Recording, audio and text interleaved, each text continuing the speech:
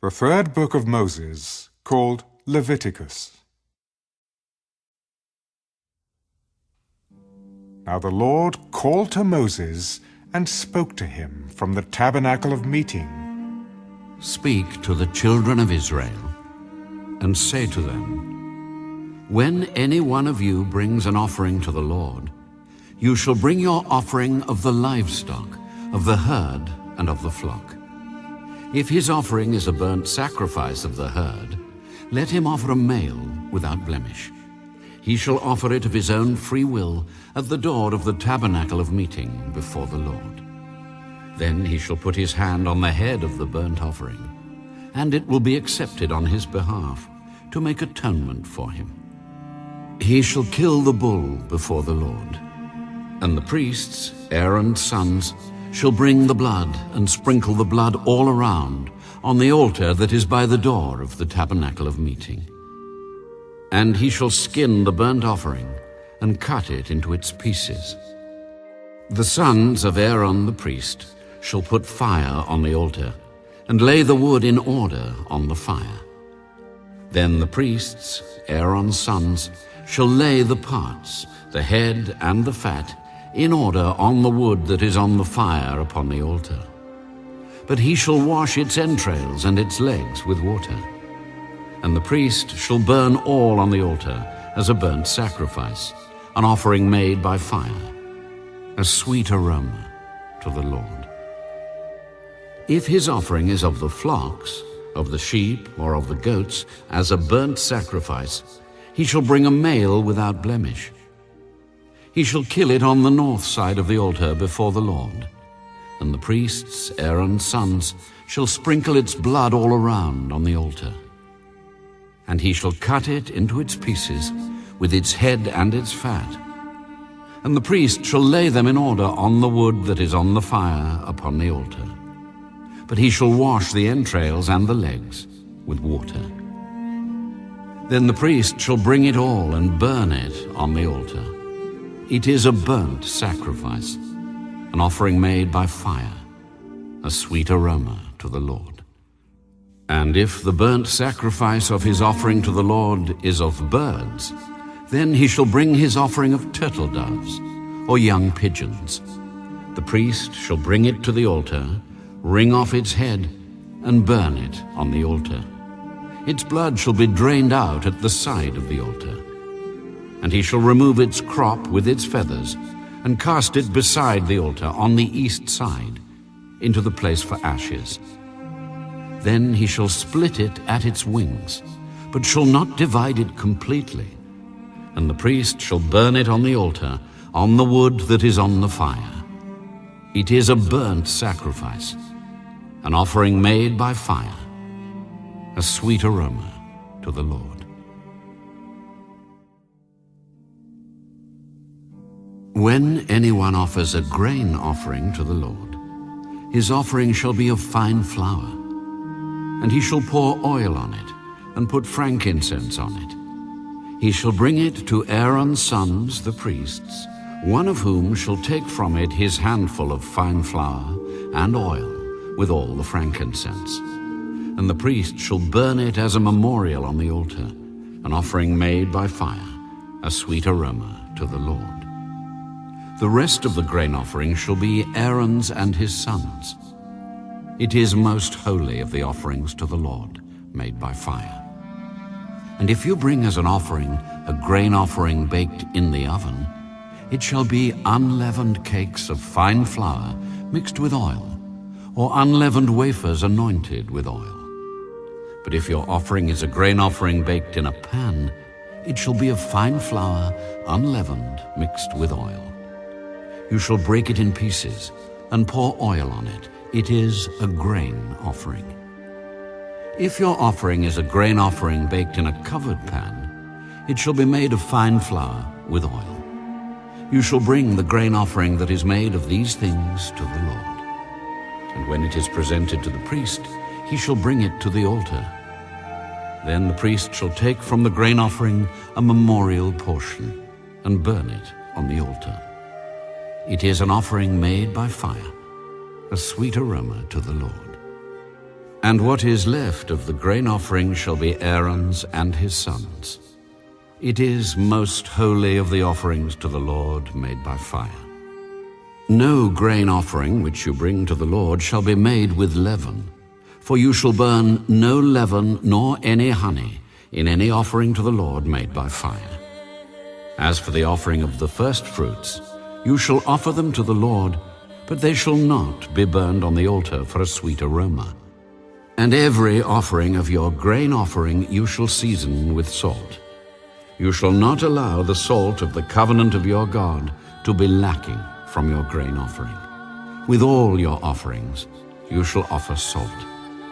If you offer a grain offering of your firstfruits to the Lord, you shall offer for the grain offering of your firstfruits green heads of grain roasted on the fire, grain beaten from full heads. And you shall put oil on it, and lay frankincense on it. It is a grain offering.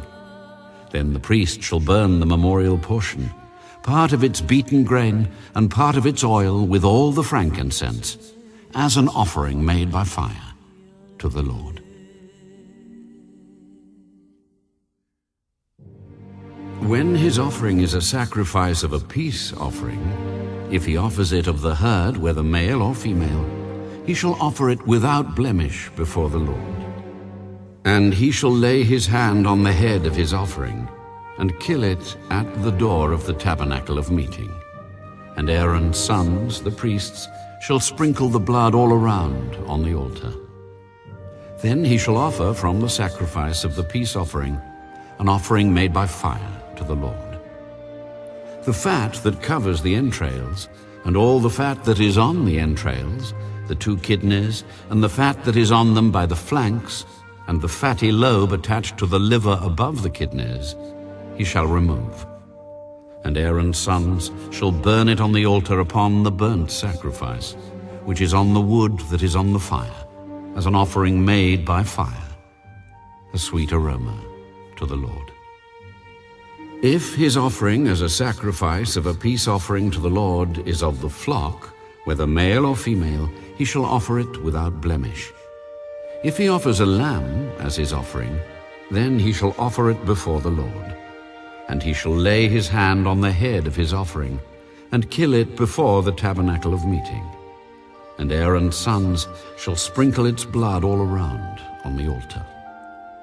Then he shall offer from the sacrifice of the peace offering, as an offering made by fire to the Lord, its fat, and the whole fat tail, which he shall remove close to the backbone.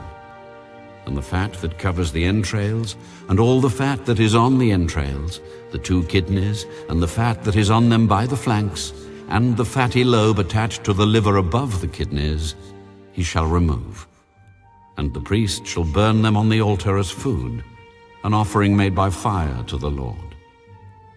And if his offering is a goat, then he shall offer it before the Lord. He shall lay his hand on its head, and kill it before the tabernacle of meeting. And the sons of Aaron shall sprinkle its blood all around on the altar. Then he shall offer from it his offering, as an offering made by fire to the Lord.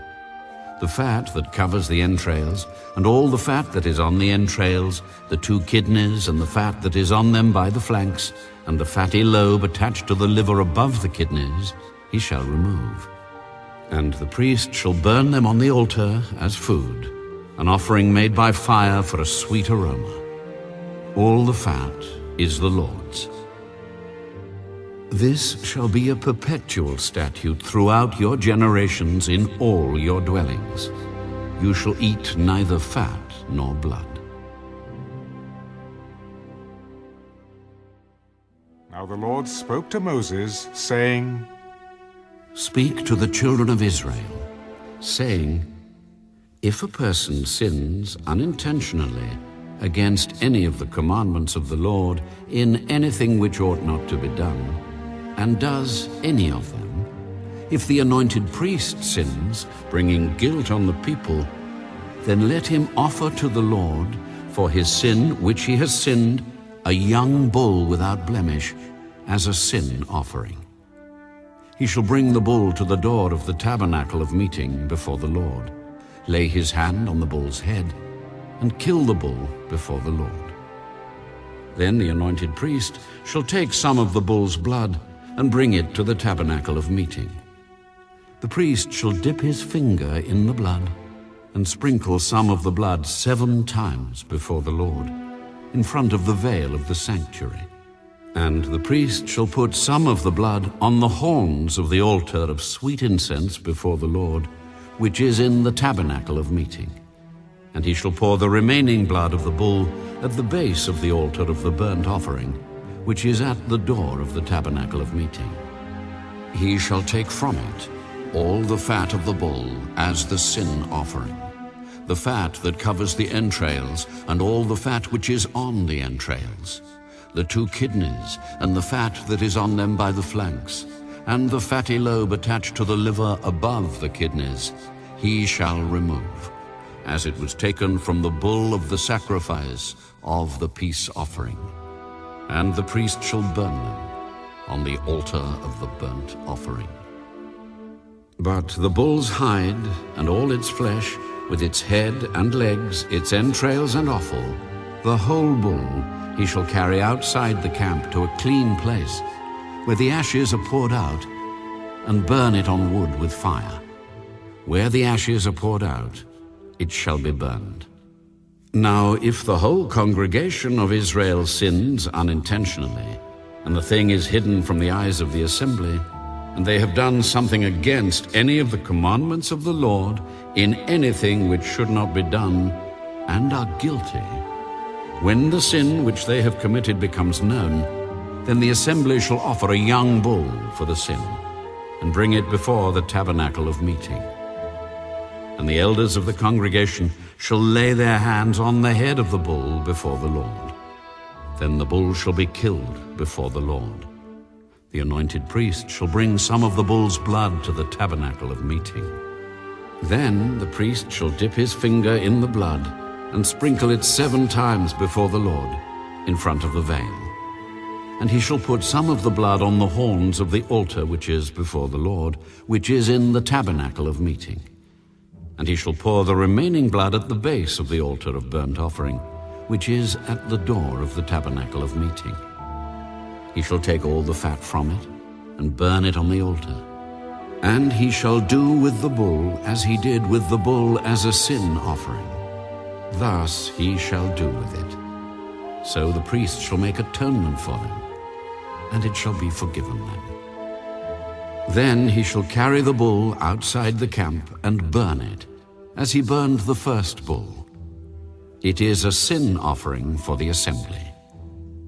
When a ruler has sinned and done something unintentionally against any of the commandments of the Lord his God in anything which should not be done, and is guilty, or if his sin which he has committed comes to his knowledge, he shall bring as his offering a kid of the goats, a male without blemish. And he shall lay his hand on the head of the goat, and kill it at the place where they kill the burnt offering before the Lord. It is a sin offering. The priest shall take some of the blood of the sin offering with his finger, put it on the horns of the altar of burnt offering, and pour its blood at the base of the altar of burnt offering. And he shall burn all its fat on the altar, like the fat of the sacrifice of the peace offering. So the priest shall make atonement for him concerning his sin, and it shall be forgiven him. If any one of the common people sins unintentionally by doing something against any of the commandments of the Lord in anything which ought not to be done, and is guilty, or if his sin which he has committed comes to his knowledge, then he shall bring as his offering a kid of the goats, a female without blemish, for his sin which he has committed. And he shall lay his hand on the head of the sin offering, and kill the sin offering at the place of the burnt offering. Then the priest shall take some of its blood with his finger, put it on the horns of the altar of burnt offering, and pour all the remaining blood at the base of the altar. He shall remove all its fat, as fat is removed from the sacrifice of the peace offering. and the priest shall burn it on the altar for a sweet aroma to the Lord. So the priest shall make atonement for him, and it shall be forgiven him. If he brings a lamb as his sin offering, he shall bring a female without blemish. Then he shall lay his hand on the head of the sin offering and kill it as a sin offering at the place where they kill the burnt offering.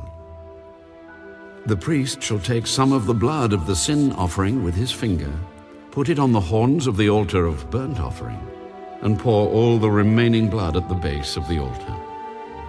He shall remove all its fat, as the fat of the lamb is removed from the sacrifice of the peace offering. Then the priest shall burn it on the altar, according to the offerings made by fire to the Lord. So the priest shall make atonement for his sin that he has committed, and it shall be forgiven him.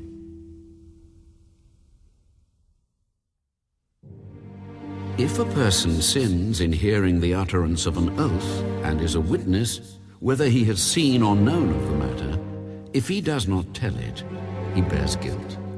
Or if a person touches any unclean thing, whether it is the carcass of an unclean beast, or the carcass of unclean livestock, or the carcass of unclean creeping things, and he is unaware of it, he also shall be unclean and guilty. Or if he touches human uncleanness, whatever uncleanness with which a man may be defiled, and he is unaware of it, when he realizes it, then he shall be guilty. Or if a person swears, speaking thoughtlessly with his lips, to do evil or to do good, whatever it is that a man may pronounce by an oath, and he is unaware of it, when he realizes it, then he shall be guilty in any of these matters. And it shall be, when he is guilty in any of these matters, that he shall confess that he has sinned in that thing. And he shall bring his trespass offering to the Lord for his sin which he has committed, a female from the flock, a lamb, or a kid of the goats, as a sin offering. So the priest shall make atonement for him concerning his sin. If he is not able to bring a lamb, then he shall bring to the Lord for his trespass which he has committed 2 turtle doves or 2 young pigeons, one as a sin offering and the other as a burnt offering. And he shall bring them to the priest, who shall offer that which is for the sin offering first, and wring off its head from its neck, but shall not divide it completely. Then he shall sprinkle some of the blood of the sin offering on the side of the altar, and the rest of the blood shall be drained out at the base of the altar. It is a sin offering.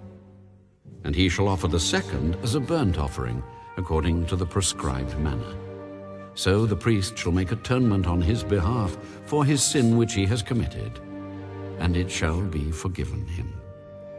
But if he is not able to bring 2 turtle doves or 2 young pigeons, then he who sinned shall bring for his offering 1/10 of an ephah of fine flour as a sin offering. He shall put no oil on it, nor shall he put frankincense on it, for it is a sin offering. Then he shall bring it to the priest, and the priest shall take his handful of it as a memorial portion, and burn it on the altar according to the offerings made by fire to the Lord. It is a sin offering. The priest shall make atonement for him for his sin that he has committed in any of these matters, and it shall be forgiven him. The rest shall be the priest's as a grain offering. Then the Lord spoke to Moses. If a person commits a trespass and sins unintentionally in regard to the holy things of the Lord, then he shall bring to the Lord as his trespass offering a ram without blemish from the flocks, with your valuation in shekels of silver, according to the shekel of the sanctuary, as a trespass offering. And he shall make restitution for the harm that he has done in regard to the holy thing, and shall add 1/5 to it, and give it to the priest. So the priest shall make atonement for him with the ram of the trespass offering, and it shall be forgiven him. If a person sins and commits any of these things which are forbidden to be done by the commandments of the Lord, though he does not know it, yet he is guilty, and shall bear his iniquity. And he shall bring to the priest a ram without blemish from the flock, with your valuation, as a trespass offering. So the priest shall make atonement for him regarding his ignorance in which he erred, and did not know it, and it shall be forgiven him. It is a trespass offering. He has certainly trespassed against the Lord.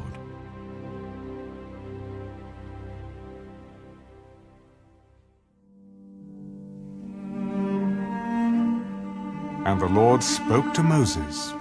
If a person sins and commits a trespass against the Lord by lying to his neighbor about what was delivered to him for safekeeping, or about a pledge, or about a robbery, or if he has extorted from his neighbor, or if he has found what was lost and lies concerning it, and swears falsely, in any one of these things that a man may do in which he sins, then it shall be, because he has sinned and is guilty, that he shall restore what he has stolen, or the thing which he has extorted, or what was delivered to him for safekeeping, or the lost thing which he found, or all that about which he has sworn falsely. He shall restore its full value, add 1/5 more to it, and give it to whomever it belongs on the day of his trespass offering. And he shall bring his trespass offering to the Lord, a ram without blemish from the flock, with your valuation, as a trespass offering to the priest. So the priest shall make atonement for him before the Lord, and he shall be forgiven for any one of these things that he may have done, in which he trespasses. Then the Lord spoke to Moses. Command Aaron and his sons, saying, This is the law of the burnt offering. The burnt offering shall be on the hearth upon the altar all night until morning, and the fire of the altar shall be kept burning on it. And the priest shall put on his linen garment, and his linen trousers he shall put on his body, and take up the ashes of the burnt offering, which the fire has consumed on the altar, and he shall put them beside the altar. Then he shall take off his garments, put on other garments, and carry the ashes outside the camp to a clean place. And the fire on the altar shall be kept burning on it. It shall not be put out. And the priest shall burn wood on it every morning, and lay the burnt offering in order on it. And he shall burn on it the fat of the peace offerings. A fire shall always be burning on the altar. It shall never go out. This is the law of the grain offering. The sons of Aaron shall offer it on the altar before the Lord.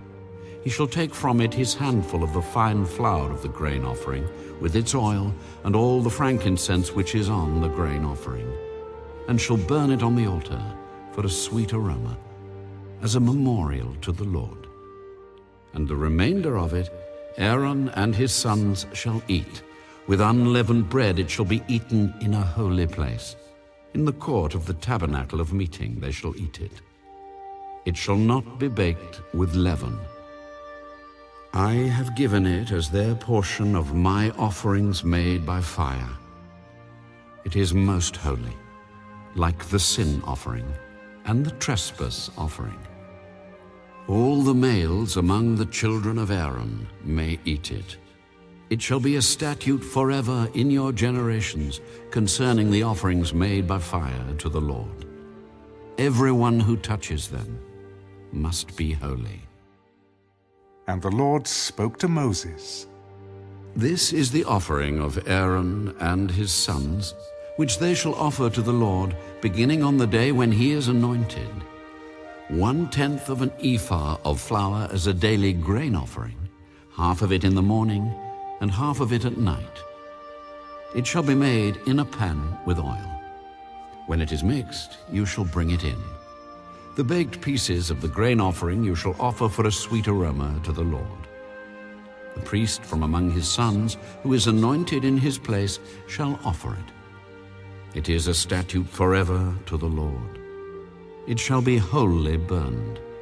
For every grain offering for the priest shall be wholly burned. It shall not be eaten. Also the Lord spoke to Moses, saying, Speak to Aaron and to his sons, saying, This is the law of the sin offering. In the place where the burnt offering is killed, the sin offering shall be killed before the Lord. It is most holy. The priest who offers it for sin shall eat it. In a holy place it shall be eaten, in the court of the tabernacle of meeting. Everyone who touches its flesh must be holy. And when its blood is sprinkled on any garment, you shall wash that on which it was sprinkled in a holy place. But the earthen vessel in which it is boiled shall be broken. And if it is boiled in a bronze pot, it shall be both scoured and rinsed in water. All the males among the priests may eat it. It is most holy. But no sin offering from which any of the blood is brought into the tabernacle of meeting to make atonement in the holy place shall be eaten. It shall be burned in the fire.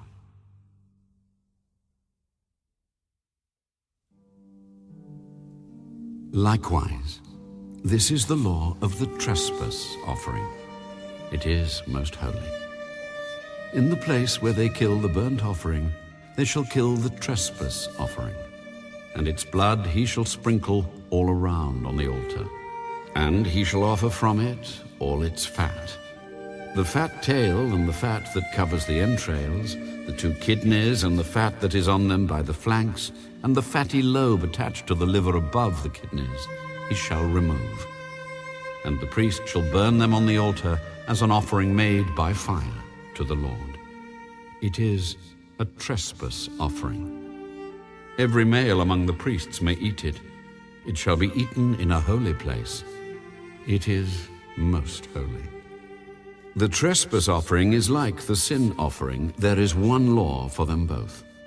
The priest who makes atonement with it shall have it, and the priest who offers anyone's burnt offering, that priest shall have for himself the skin of the burnt offering which he has offered. Also every grain offering that is baked in the oven, and all that is prepared in the covered pan or in a pan, shall be the priest's who offers it. Every grain offering, whether mixed with oil or dry, shall belong to all the sons of Aaron, to one as much as the other. This is the law of the sacrifice of peace offerings, which he shall offer to the Lord. If he offers it for a thanksgiving, then he shall offer with the sacrifice of thanksgiving unleavened cakes mixed with oil, unleavened wafers anointed with oil, or cakes of blended flour mixed with oil. Besides the cakes, as his offering he shall offer leavened bread with the sacrifice of thanksgiving of his peace offering. And from it he shall offer 1 cake from each offering as a heave offering to the Lord. It shall belong to the priest who sprinkles the blood of the peace offering. The flesh of the sacrifice of his peace offering for thanksgiving shall be eaten the same day it is offered. He shall not leave any of it until morning. But if the sacrifice of his offering is a vow or a voluntary offering, it shall be eaten the same day that he offers his sacrifice. But on the next day, the remainder of it also may be eaten. The remainder of the flesh of the sacrifice on the 3rd day must be burned with fire. And if any of the flesh of the sacrifice of his peace offering is eaten at all on the 3rd day, it shall not be accepted, nor shall it be imputed to him. It shall be an abomination to him who offers it, and the person who eats of it shall bear guilt. The flesh that touches any unclean thing shall not be eaten. It shall be burned with fire. And as for the clean flesh, all who are clean may eat of it. But the person who eats the flesh of the sacrifice of the peace offering that belongs to the Lord while he is unclean, that person shall be cut off from his people. Moreover, the person who touches any unclean thing, such as human uncleanness, an unclean animal, or any abominable unclean thing, and who eats the flesh of the sacrifice of the peace offering that belongs to the Lord, that person shall be cut off from his people. And the Lord spoke to Moses. Speak to the children of Israel, saying, You shall not eat any fat of ox or sheep or goat, and the fat of an animal that dies naturally, and the fat of what is torn by wild beasts may be used in any other way, but you shall by no means eat it. For whoever eats the fat of the animal of which men offer an offering made by fire to the Lord, the person who eats it shall be cut off from his people. Moreover, you shall not eat any blood in any of your dwellings, whether of bird or beast. Whoever eats any blood, that person shall be cut off from his people. Then the Lord spoke to Moses. Speak to the children of Israel, saying, He who offers the sacrifice of his peace offering to the Lord shall bring his offering to the Lord from the sacrifice of his peace offering. His own hands shall bring the offerings made by fire to the Lord. The fat with the breast he shall bring, that the breast may be waved as a wave offering before the Lord. And the priest shall burn the fat on the altar, but the breast shall be Aaron's and his sons'. Also the right thigh you shall give to the priest as a heave offering from the sacrifices of your peace offerings. He among the sons of Aaron who offers the blood of the peace offering and the fat shall have the right thigh for his part. For the breast of the wave offering and the thigh of the heave offering I have taken from the children of Israel, from the sacrifices of their peace offerings, and I have given them to Aaron the priest, and to his sons from the children of Israel by a statute forever. This is the consecrated portion for Aaron and his sons, from the offerings made by fire to the Lord on the day when Moses presented them to minister to the Lord as priests. The Lord commanded this to be given to them by the children of Israel on the day that he anointed them, by a statute forever throughout their generations. This is the law of the burnt offering, the grain offering, the sin offering, the trespass offering, the consecrations, and the sacrifice of the peace offering, which the Lord commanded Moses on Mount Sinai, on the day when he commanded the children of Israel to offer their offerings to the Lord in the wilderness of Sinai. And the Lord spoke to Moses. Take Aaron and his sons with him, and the garments, the anointing oil, a bull as the sin offering, 2 rams, and a basket of unleavened bread, and gather all the congregation together at the door of the tabernacle of meeting. So Moses did as the Lord commanded him, and the congregation was gathered together at the door of the tabernacle of meeting. And Moses said to the congregation, This is what the Lord commanded to be done. Then Moses brought Aaron and his sons and washed them with water. And he put the tunic on him, girded him with the sash, clothed him with the robe. And he put the ephod on him, and he girded him with the intricately woven band of the ephod, and with it tied the ephod on him. Then he put the breastplate on him, and he put the Urim and the Thummim in the breastplate, and he put the turban on his head. Also on the turban, on its front, he put the golden plate, the holy crown, as the Lord had commanded Moses. Also Moses took the anointing oil, and anointed the tabernacle and all that was in it, and consecrated them. He sprinkled some of it on the altar 7 times, anointed the altar and all its utensils, and the laver and its base, to consecrate them. And he poured some of the anointing oil on Aaron's head, and anointed him, to consecrate him. Then Moses brought Aaron's sons and put tunics on them, girded them with sashes, and put hats on them, as the Lord had commanded Moses. And he brought the bull for the sin offering. Then Aaron and his sons laid their hands on the head of the bull for the sin offering, and Moses killed it. Then he took the blood and put some on the horns of the altar all around with his finger, and purified the altar. And he poured the blood at the base of the altar, and consecrated it to make atonement for it. Then he took all the fat that was on the entrails, the fatty lobe attached to the liver, and the 2 kidneys with their fat, and Moses burned them on the altar. But the bull, its hide, its flesh, and its offal, he burned with fire outside the camp, as the Lord had commanded Moses.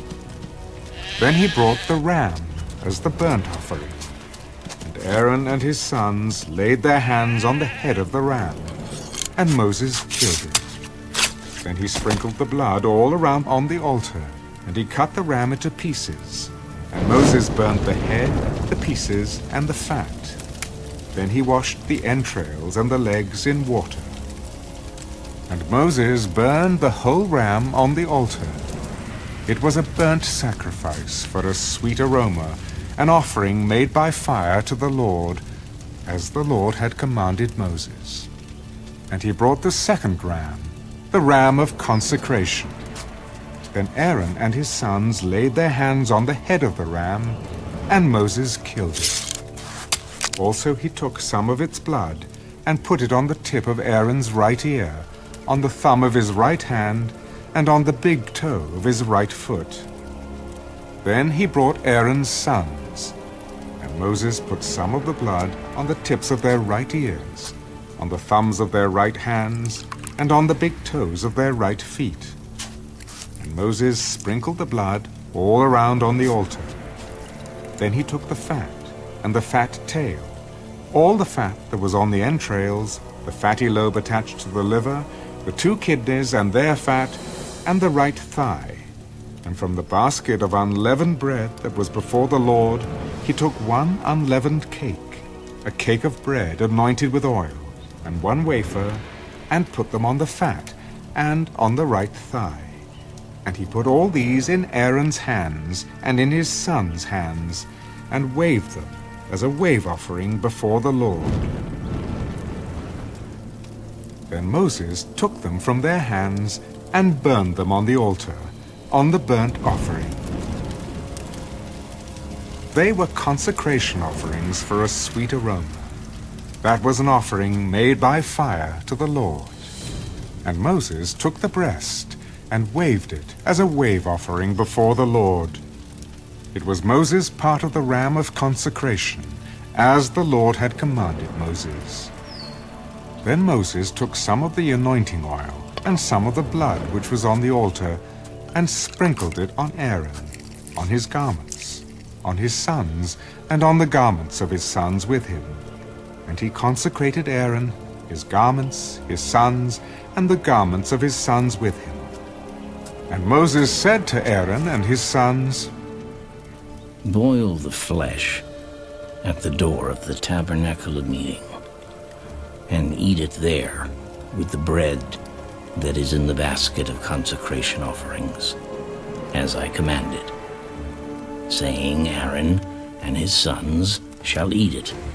What remains of the flesh and of the bread you shall burn with fire, and you shall not go outside the door of the tabernacle of meeting for 7 days, until the days of your consecration are ended. For 7 days he shall consecrate you, as he has done this day, so the Lord has commanded to do, to make atonement for you. Therefore, you shall stay at the door of the tabernacle of meeting day and night for 7 days, and keep the charge of the Lord, so that you may not die. For so I have been commanded. So Aaron and his sons did all the things that the Lord had commanded by the hand of Moses. It came to pass on the 8th day that Moses called Aaron and his sons and the elders of Israel, and he said to Aaron, Take for yourself a young bull as a sin offering, and a ram as a burnt offering without blemish, and offer them before the Lord. And to the children of Israel you shall speak, saying, Take a kid of the goats as a sin offering, and a calf and a lamb, both of the first year, without blemish, as a burnt offering, also a bull and a ram as peace offerings, to sacrifice before the Lord, and a grain offering mixed with oil. For today the Lord will appear to you. So they brought what Moses commanded before the tabernacle of meeting. And all the congregation drew near and stood before the Lord. Then Moses said, This is the thing which the Lord commanded you to do, and the glory of the Lord will appear to you. Moses said to Aaron, Go to the altar, offer your sin offering and your burnt offering, and make atonement for yourself and for the people. Offer the offering of the people, and make atonement for them, as the Lord commanded. Aaron therefore went to the altar and killed the calf of the sin offering, which was for himself. Then the sons of Aaron brought the blood to him, and he dipped his finger in the blood, put it on the horns of the altar, and poured the blood at the base of the altar. But the fat, the kidneys, and the fatty lobe from the liver of the sin offering he burned on the altar, as the Lord had commanded Moses. The flesh and the hide he burned with fire outside the camp, and he killed the burnt offering. And Aaron's sons presented to him the blood, which he sprinkled all around on the altar. Then they presented the burnt offering to him, with its pieces and head, and he burned them on the altar. He washed the entrails and the legs, and burned them with the burnt offering on the altar. Then he brought the people's offering, and took the goat, which was the sin offering for the people, and killed it, and offered it for sin, like the first one. And he brought the burnt offering, and offered it, according to the prescribed manner. Then he brought the grain offering, took a handful of it, and burned it on the altar, besides the burnt sacrifice of the morning. He also killed the bull and the ram as sacrifices of peace offerings, which were for the people. And Aaron's sons presented to him the blood, which he sprinkled all around on the altar, and the fat from the bull and the ram, the fatty tail, what covers the entrails and the kidneys, and the fatty lobe attached to the liver. And they put the fat on the breasts.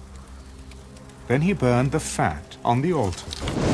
But the breasts and the right thigh Aaron waved as a wave offering before the Lord, as Moses had commanded. Then Aaron lifted his hand toward the people, blessed them, and came down from offering the sin offering, the burnt offering, and peace offerings. And Moses and Aaron went into the tabernacle of meeting, and came out and blessed the people. Then the glory of the Lord appeared to all the people, and fire came out from before the Lord, and consumed the burnt offering and the fat on the altar. When all the people saw it, they shouted and fell on their faces.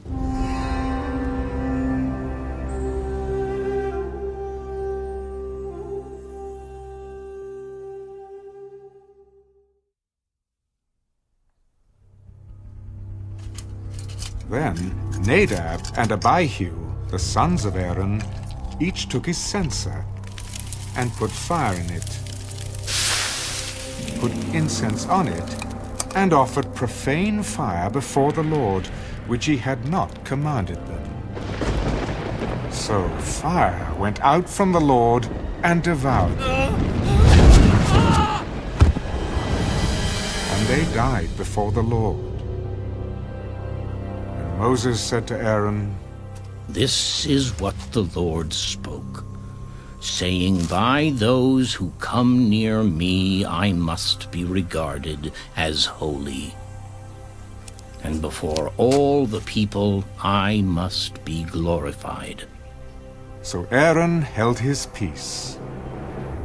Then Moses called Mishael and Elzaphan, the sons of Uzziel, the uncle of Aaron, and said to them, Come near, carry your brethren from before the sanctuary out of the camp. So they went near and carried them by their tunics out of the camp, as Moses had said. And Moses said to Aaron and to Eleazar and Ithamar his sons, Do not uncover your heads, nor tear your clothes, lest you die, and wrath come upon all the people. But let your brethren, the whole house of Israel, bewail the burning which the Lord has kindled. You shall not go out from the door of the tabernacle of meeting, lest you die. For the anointing oil of the Lord is upon you. And they did according to the word of Moses. Then the Lord spoke to Aaron, Do not drink wine or intoxicating drink, you nor your sons with you, when you go into the tabernacle of meeting, lest you die.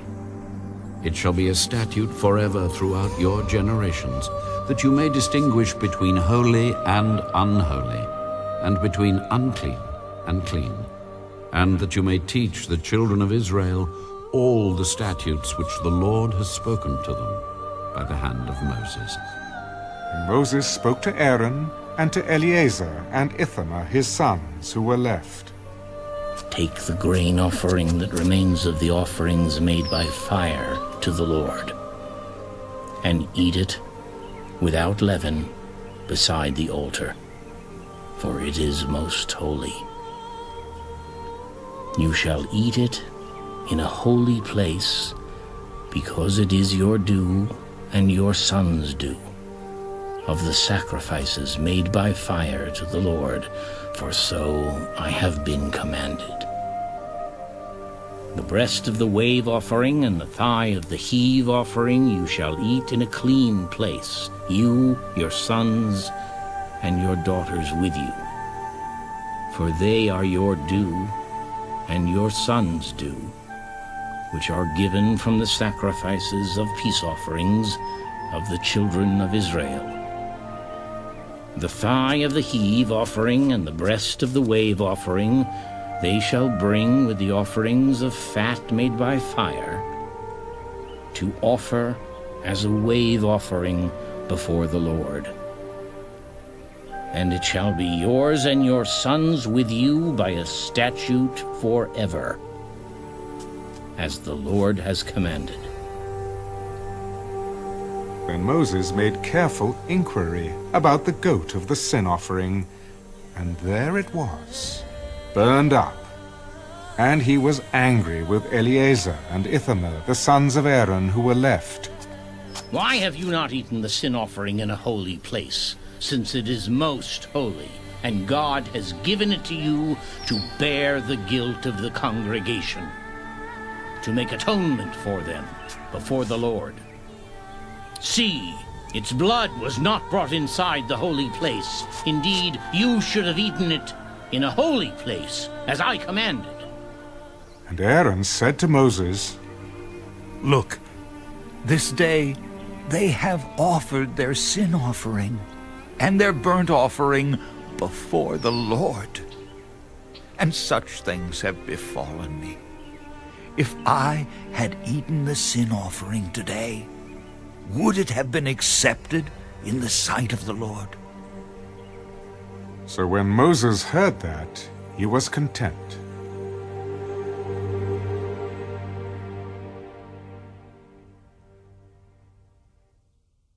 Now the Lord spoke to Moses and Aaron, Speak to the children of Israel, saying, These are the animals which you may eat among all the animals that are on the earth.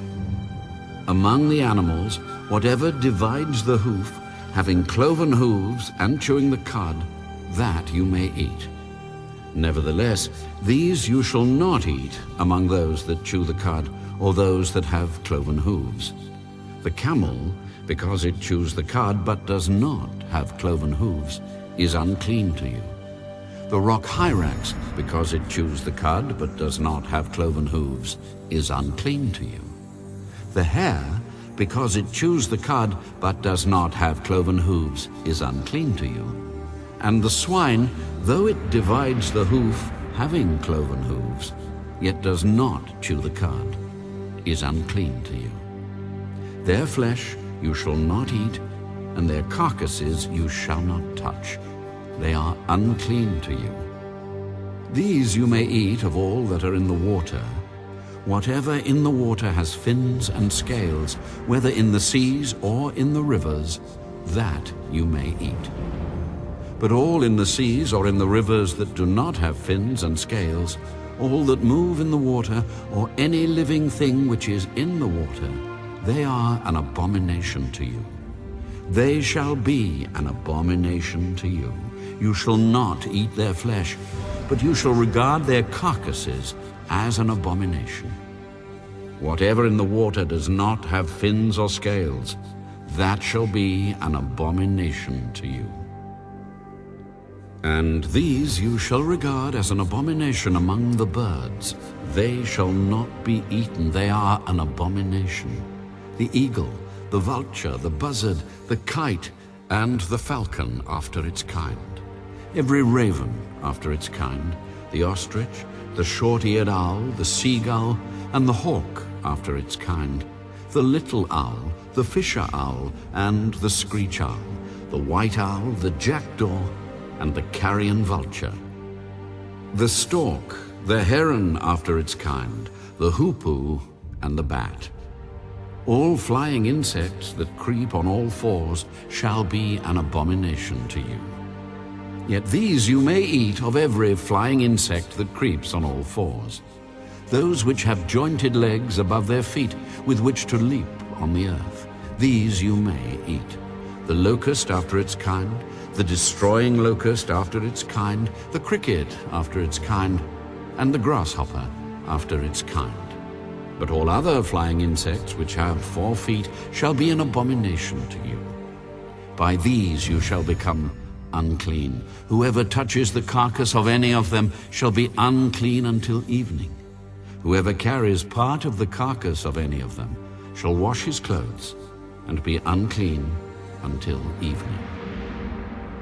The carcass of any animal which divides the foot but is not cloven-hoofed or does not chew the cud is unclean to you. Everyone who touches it shall be unclean. And whatever goes on its paws among all kinds of animals that go on all fours, those are unclean to you. Whoever touches any such carcass shall be unclean until evening. Whoever carries any such carcass shall wash his clothes and be unclean until evening.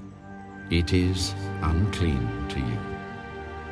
These also shall be unclean to you among the creeping things that creep on the earth: the mole, the mouse, and the large lizard after its kind, the gecko, the monitor lizard, the sand reptile, the sand lizard, and the chameleon.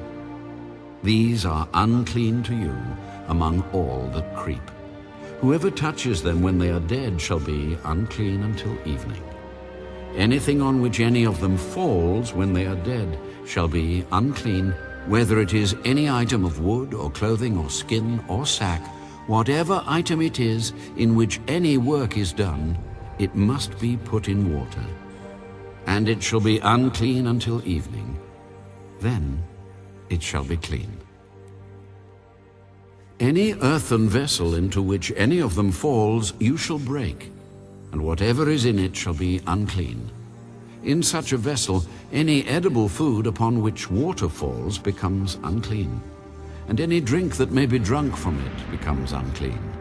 and everything on which a part of any such carcass falls shall be unclean. Whether it is an oven or cooking stove, it shall be broken down, for they are unclean, and shall be unclean to you. Nevertheless, a spring or a cistern in which there is plenty of water shall be clean, but whatever touches any such carcass becomes unclean.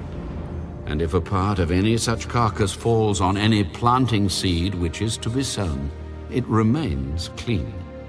But if water is put on the seed, and if a part of any such carcass falls on it, it becomes unclean to you. And if any animal which you may eat dies, he who touches its carcass shall be unclean until evening. He who eats of its carcass shall wash his clothes and be unclean until evening. He also who carries its carcass shall wash his clothes and be unclean until evening. And every creeping thing that creeps on the earth shall be an abomination. It shall not be eaten. Whatever crawls on its belly, whatever goes on all fours, or whatever has many feet among all creeping things that creep on the earth, these you shall not eat, for they are an abomination. You shall not make yourselves abominable with any creeping thing that creeps, nor shall you make yourselves unclean with them, lest you be defiled by them. For I am the Lord your God. You shall therefore consecrate yourselves, and you shall be holy. For I am holy. Neither shall you defile yourselves with any creeping thing that creeps on the earth. For I am the Lord who brings you up out of the land of Egypt to be your God. You shall therefore be holy, for I am holy. This is the law of the animals and the birds and every living creature that moves in the waters, and of every creature that creeps on the earth, to distinguish between the unclean and the clean, and between the animal that may be eaten and the animal that may not be eaten.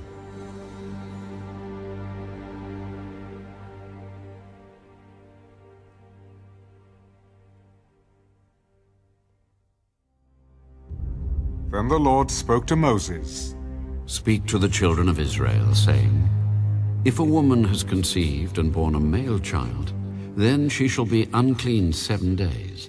As in the days of her customary impurity, she shall be unclean. And on the 8th day, the flesh of his foreskin shall be circumcised.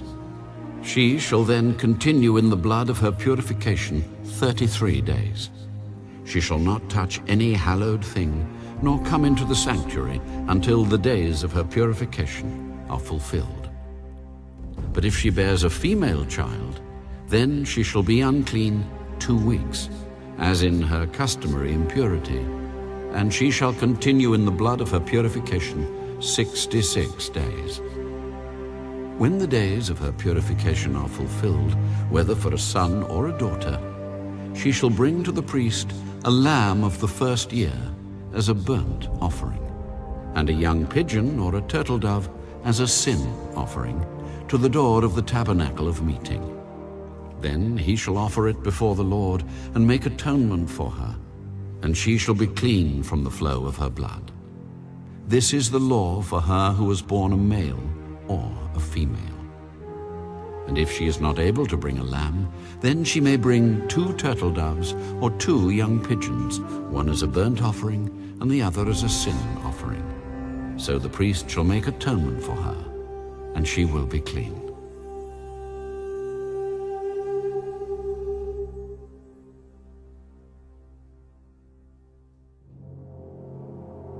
And the Lord spoke to Moses and Aaron. When a man has on the skin of his body a swelling, a scab, or a bright spot, and it becomes on the skin of his body like a leprous sore, then he shall be brought to Aaron the priest, or to one of his sons the priests. The priest shall examine the sore on the skin of the body, and if the hair on the sore has turned white, and the sore appears to be deeper than the skin of his body, it is a leprous sore. Then the priest shall examine him, and pronounce him unclean. But if the bright spot is white on the skin of his body, and does not appear to be deeper than the skin, and its hair has not turned white, then the priest shall isolate the one who has the sore 7 days. And the priest shall examine him on the 7th day, and indeed if the sore appears to be as it was, and the sore has not spread on the skin, then the priest shall isolate him another 7 days. Then the priest shall examine him again on the 7th day. And indeed, if the sore has faded, and the sore has not spread on the skin, then the priest shall pronounce him clean. It is only a scab, and he shall wash his clothes and be clean. But if the scab should at all spread over the skin after he has been seen by the priest for his cleansing, he shall be seen by the priest again. And if the priest sees that the scab has indeed spread on the skin, then the priest shall pronounce him unclean. It is leprosy. When the leprous sore is on a person, then he shall be brought to the priest.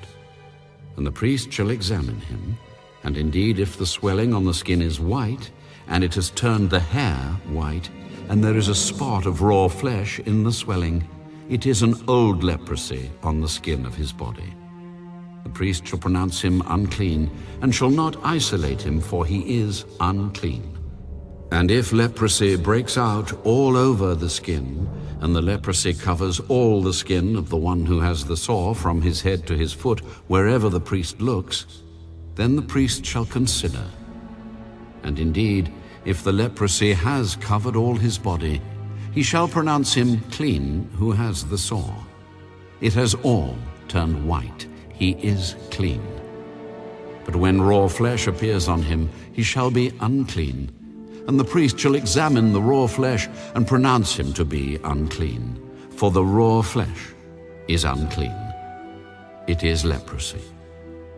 Or if the raw flesh changes and turns white again, he shall come to the priest, and the priest shall examine him. And indeed, if the sore has turned white, then the priest shall pronounce him clean who has the sore. He is clean.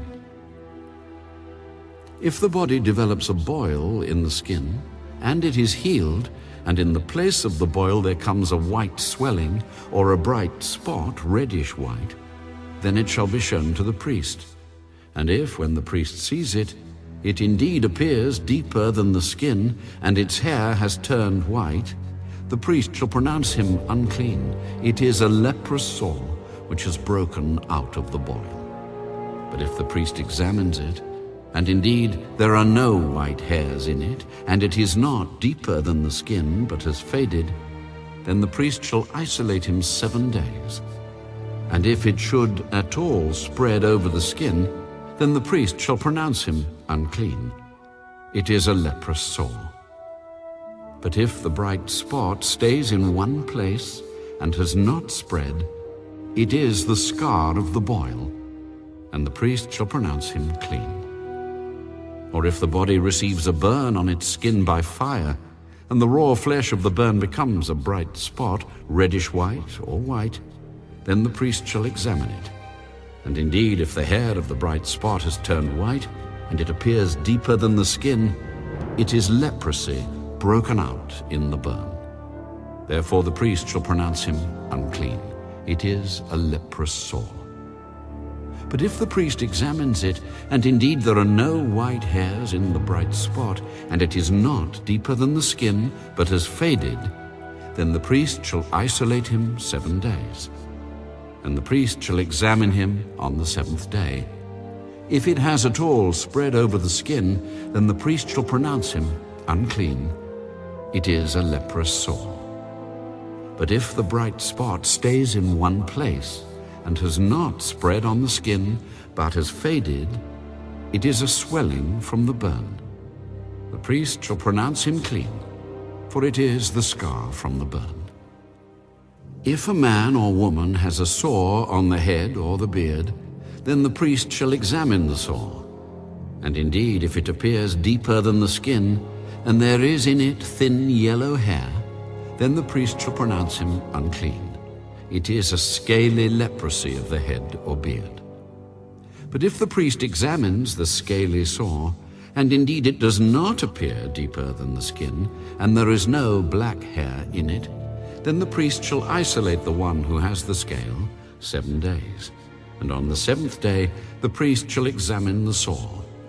And indeed, if the scale has not spread, and there is no yellow hair in it, and the scale does not appear deeper than the skin, he shall shave himself, but the scale he shall not shave. And the priest shall isolate the one who has the scale another 7 days. On the 7th day the priest shall examine the scale, and indeed if the scale has not spread over the skin, and does not appear deeper than the skin, then the priest shall pronounce him clean. He shall wash his clothes and be clean. But if the scale should at all spread over the skin after his cleansing, then the priest shall examine him. And indeed, if the scale has spread over the skin, the priest need not seek for yellow hair. He is unclean. But if the scale appears to be at a standstill, and there is black hair grown up in it, the scale has healed. He is clean, and the priest shall pronounce him clean. If a man or a woman has bright spots on the skin of the body, specifically white bright spots, then the priest shall look. And indeed, if the bright spots on the skin of the body are dull white, it is a white spot that grows on the skin. He is clean. As for the man whose hair has fallen from his head, he is bald, but he is clean. He whose hair has fallen from his forehead, he is bald on the forehead, but he is clean. And if there is on the bald head or bald forehead a reddish white sore, it is leprosy breaking out on his bald head or his bald forehead. Then the priest shall examine it. And indeed, if the swelling of the sore is reddish white on his bald head or on his bald forehead, as the appearance of leprosy on the skin of the body, he is a leprous man. He is unclean. The priest shall surely pronounce him unclean. His sore is on his head. Now the leper on whom the sore is, his clothes shall be torn, and his head bare. And he shall cover his mustache, and cry, Unclean, unclean. He shall be unclean. All the days he has the sore, he shall be unclean. He is unclean, and he shall dwell alone. His dwelling shall be outside the camp. Also, if a garment has a leprous plague in it, whether it is a woolen garment or a linen garment, whether it is in the warp or woof of linen or wool, whether in leather or in anything made of leather, and if the plague is greenish or reddish in the garment or in the leather, whether in the warp or in the woof, or in anything made of leather, it is a leprous plague, and shall be shown to the priest. The priest shall examine the plague, and isolate that which has the plague 7 days. And he shall examine the plague on the 7th day. If the plague has spread in the garment, either in the warp or in the woof, in the leather or in anything made of leather, the plague is an active leprosy. It is unclean. He shall therefore burn that garment in which is the plague, whether warp or woof, in wool or in linen, or anything of leather, for it is an active leprosy. The garment shall be burned in the fire. But if the priest examines it, and indeed the plague has not spread in the garment, either in the warp or in the woof, or in anything made of leather, then the priest shall command that they wash the thing in which is the plague, and he shall isolate it another 7 days. Then the priest shall examine the plague after it has been washed, and indeed if the plague has not changed its color, though the plague has not spread, it is unclean, and you shall burn it in the fire. It continues eating away, whether the damage is outside or inside. If the priest examines it, and indeed the plague has faded after washing it, then he shall tear it out of the garment, whether out of the warp or out of the woof or out of the leather. But if it appears again in the garment, either in the warp or in the woof or in anything made of leather, It is a spreading plague. You shall burn with fire that in which is the plague. And if you wash the garment, either warp or woof or whatever is made of leather, if the plague has disappeared from it, then it shall be washed a second time, and shall be clean. This is the law of the leprous plague in a garment of wool or linen, either in the warp or woof, or in anything made of leather, to pronounce it clean, or to pronounce it unclean.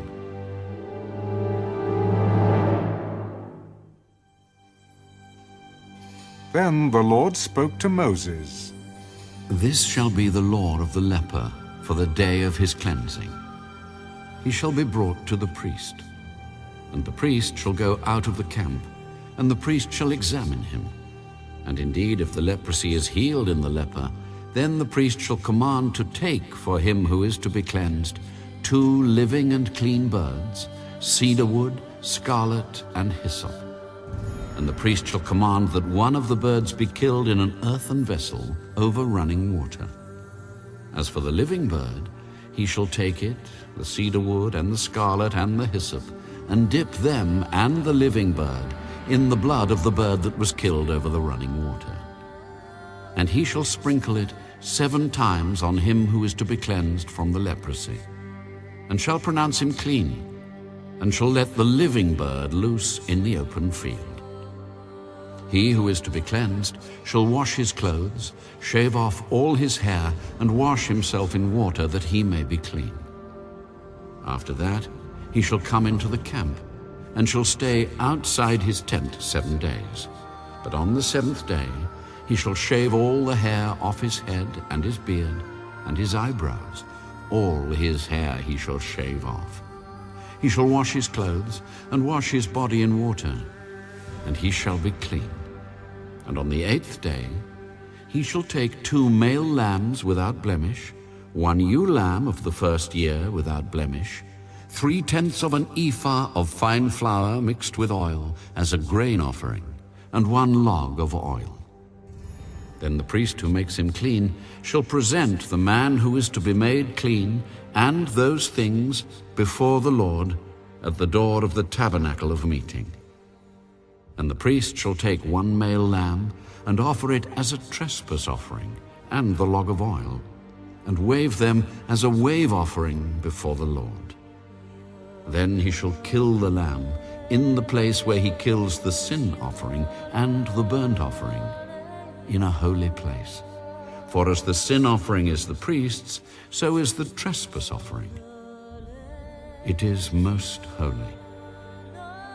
The priest shall take some of the blood of the trespass offering, and the priest shall put it on the tip of the right ear of him who is to be cleansed, on the thumb of his right hand, and on the big toe of his right foot. And the priest shall take some of the log of oil, and pour it into the palm of his own left hand. Then the priest shall dip his right finger in the oil that is in his left hand, and shall sprinkle some of the oil with his finger 7 times before the Lord. And of the rest of the oil in his hand, the priest shall put some on the tip of the right ear of him who is to be cleansed, on the thumb of his right hand, and on the big toe of his right foot, on the blood of the trespass offering. The rest of the oil that is in the priest's hand he shall put on the head of him who is to be cleansed. So the priest shall make atonement for him before the Lord. Then the priest shall offer the sin offering, and make atonement for him who is to be cleansed from his uncleanness. Afterward he shall kill the burnt offering, and the priest shall offer the burnt offering and the grain offering on the altar. So the priest shall make atonement for him, and he shall be clean.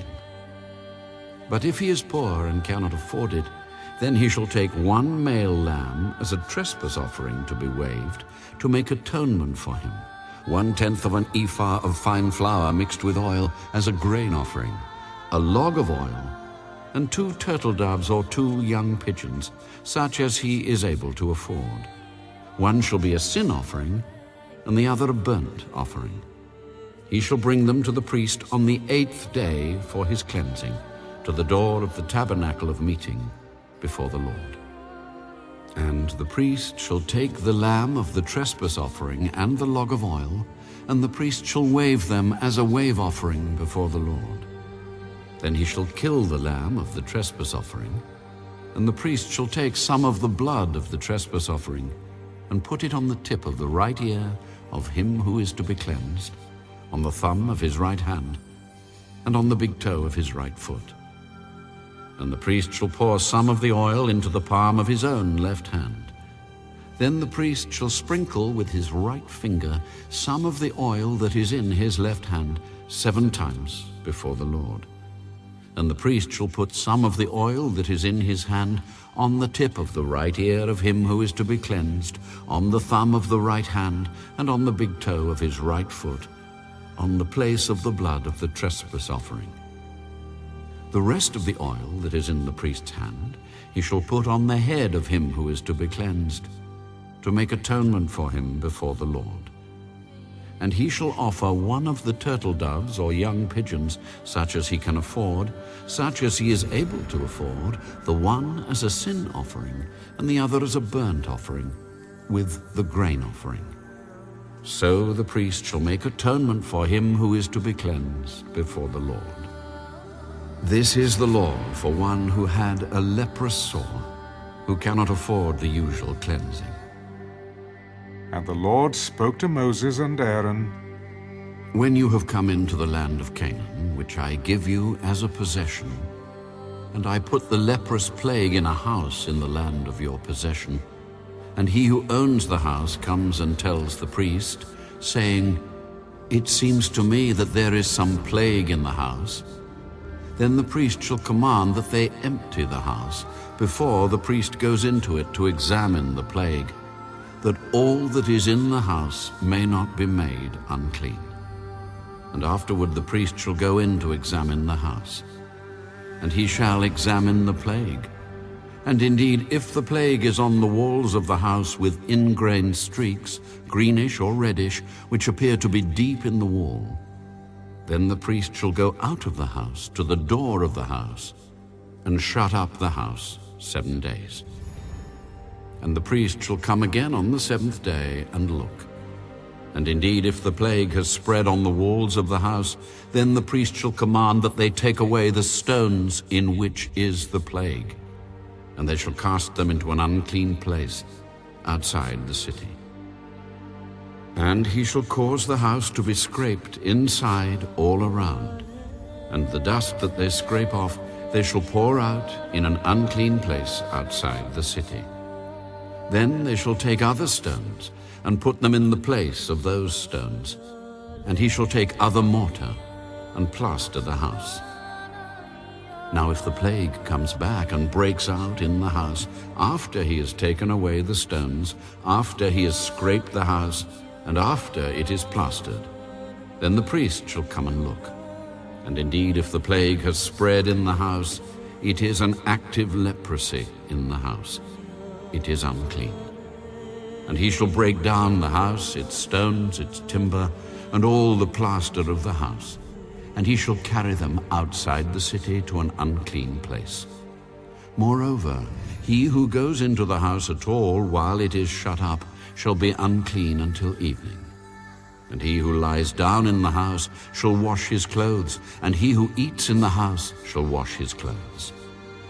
But if the priest comes in and examines it, and indeed the plague has not spread in the house after the house was plastered, then the priest shall pronounce the house clean, because the plague is healed.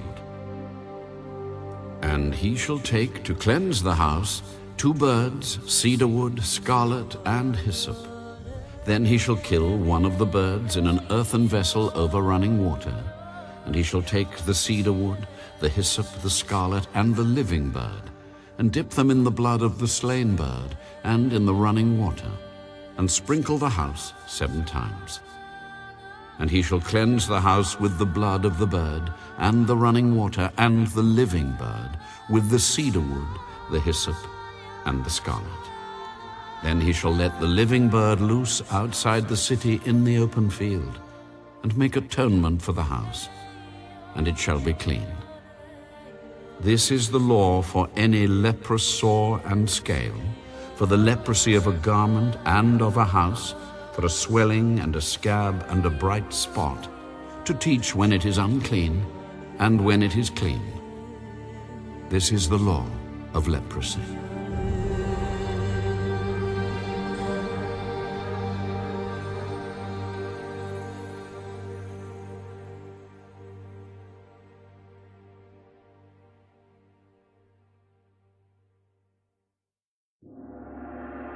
And the Lord spoke to Moses and Aaron. Speak to the children of Israel, and say to them, when any man has a discharge from his body, his discharge is unclean. And this shall be his uncleanness in regard to his discharge, whether his body runs with his discharge, or his body is stopped up by his discharge, it is his uncleanness. Every bed is unclean on which he who has the discharge lies, and everything on which he sits shall be unclean. And whoever touches his bed shall wash his clothes and bathe in water, and be unclean until evening. He who sits on anything on which he who has the discharge sat shall wash his clothes and bathe in water, and be unclean until evening. And he who touches the body of him who has the discharge shall wash his clothes and bathe in water, and be unclean until evening. If he who has the discharge spits on him who is clean, then he shall wash his clothes and bathe in water, and be unclean until evening. Any saddle on which he who has the discharge rides shall be unclean. Whoever touches anything that was under him shall be unclean until evening. He who carries any of those things shall wash his clothes and bathe in water, and be unclean until evening. And whomever the one who has the discharge touches, and has not rinsed his hands in water, he shall wash his clothes and bathe in water, and be unclean until evening. The vessel of earth that he who has the discharge touches shall be broken, and every vessel of wood shall be rinsed in water. And when he who has a discharge is cleansed of his discharge, then he shall count for himself 7 days for his cleansing, wash his clothes, and bathe his body in running water.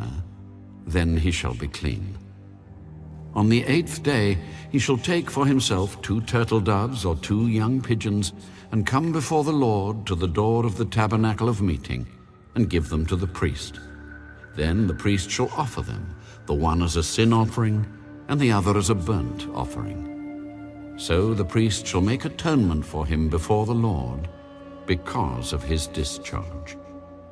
If any man has an emission of semen, then he shall wash all his body in water, and be unclean until evening. And any garment and any leather on which there is semen, it shall be washed with water, and be unclean until evening.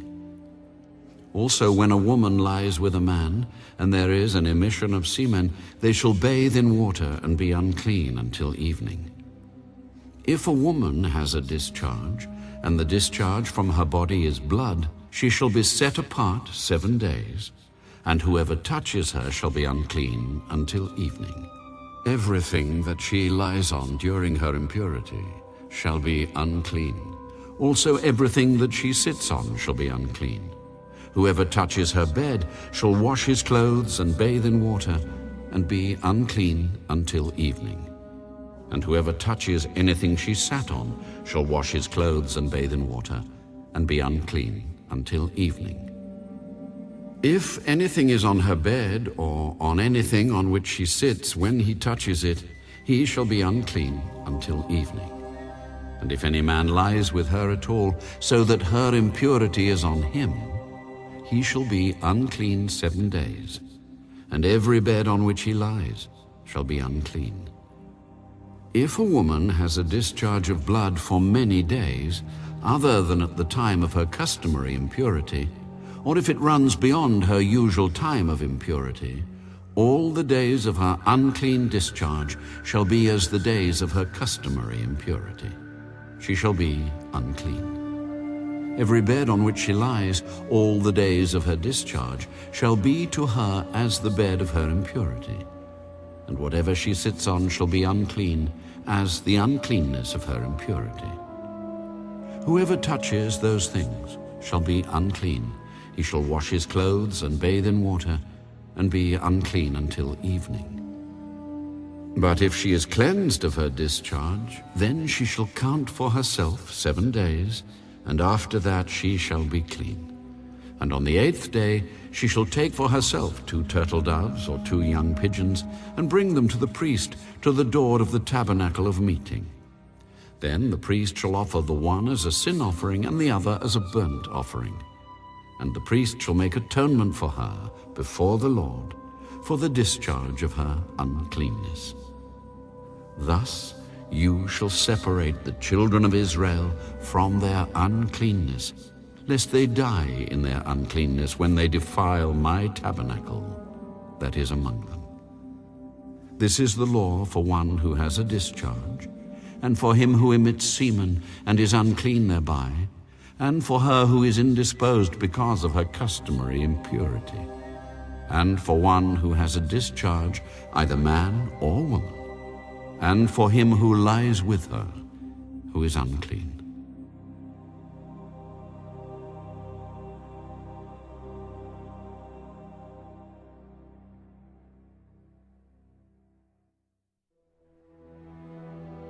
Now the Lord spoke to Moses after the death of the 2 sons of Aaron, when they offered profane fire before the Lord and died.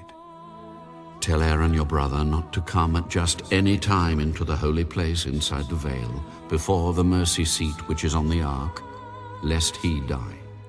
For I will appear in the cloud above the mercy seat. Thus Aaron shall come into the holy place, with the blood of a young bull as a sin offering, and of a ram as a burnt offering. He shall put the holy linen tunic and the linen trousers on his body.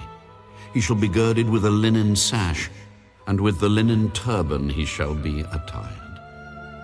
These are holy garments. Therefore he shall wash his body in water, and put them on. And he shall take from the congregation of the children of Israel 2 kids of the goats as a sin offering, and 1 ram as a burnt offering. Aaron shall offer the bull as a sin offering, which is for himself, and make atonement for himself and for his house. He shall take the 2 goats and present them before the Lord at the door of the tabernacle of meeting. Then Aaron shall cast lots for the 2 goats, 1 lot for the Lord, and the other lot for the scapegoat. And Aaron shall bring the goat on which the Lord's lot fell, and offer it as a sin offering. But the goat on which the lot fell to be the scapegoat shall be presented alive before the Lord, to make atonement upon it, and to let it go as the scapegoat into the wilderness. And Aaron shall bring the bull of the sin offering, which is for himself, and make atonement for himself and for his house, and shall kill the bull as the sin offering, which is for himself. Then he shall take a censer full of burning coals of fire from the altar before the Lord, with his hands full of sweet incense beaten fine, and bring it inside the veil.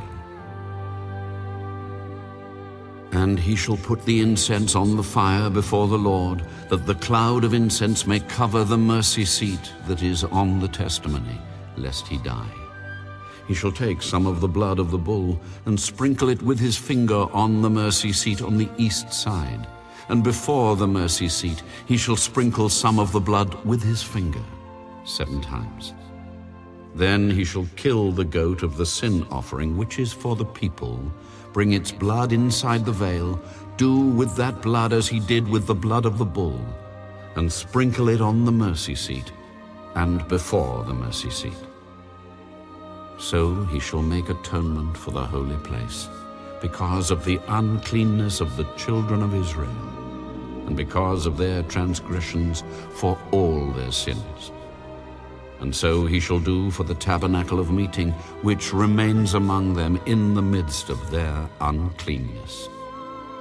There shall be no man in the tabernacle of meeting when he goes in to make atonement in the holy place until he comes out, that he may make atonement for himself, for his household, and for all the assembly of Israel. And he shall go out to the altar that is before the Lord, and make atonement for it, and shall take some of the blood of the bull and some of the blood of the goat, and put it on the horns of the altar all around. Then he shall sprinkle some of the blood on it with his finger 7 times, cleanse it, and consecrate it from the uncleanness of the children of Israel. And when he has made an end of atoning for the holy place, the tabernacle of meeting, and the altar, he shall bring the live goat. Aaron shall lay both his hands on the head of the live goat, confess over it all the iniquities of the children of Israel, and all their transgressions, concerning all their sins, putting them on the head of the goat, and shall send it away into the wilderness by the hand of a suitable man. The goat shall bear on itself all their iniquities to an uninhabited land, and he shall release the goat in the wilderness. Then Aaron shall come into the tabernacle of meeting, shall take off the linen garments which he put on when he went into the holy place, and shall leave them there. And he shall wash his body with water in a holy place, put on his garments, come out and offer his burnt offering and the burnt offering of the people, and make atonement for himself and for the people.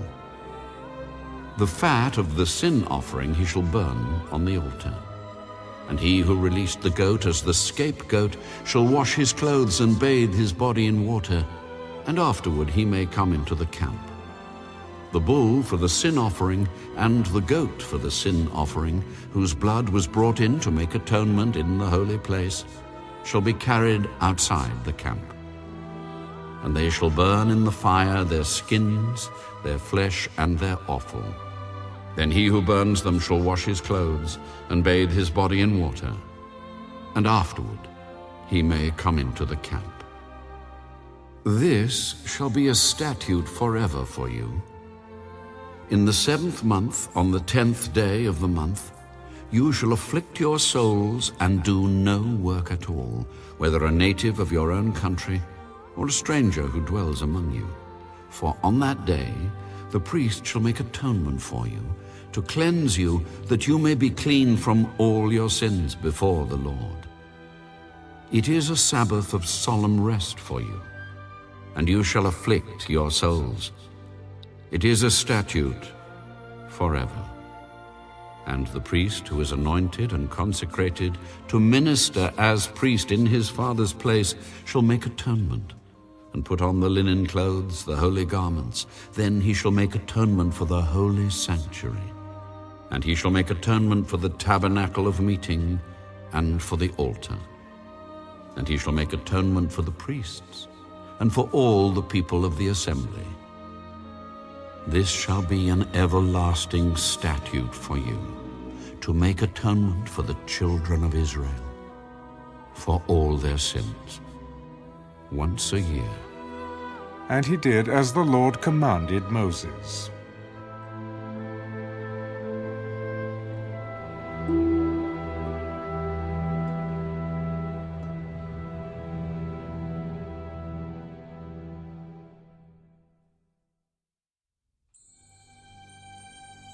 And the Lord spoke to Moses.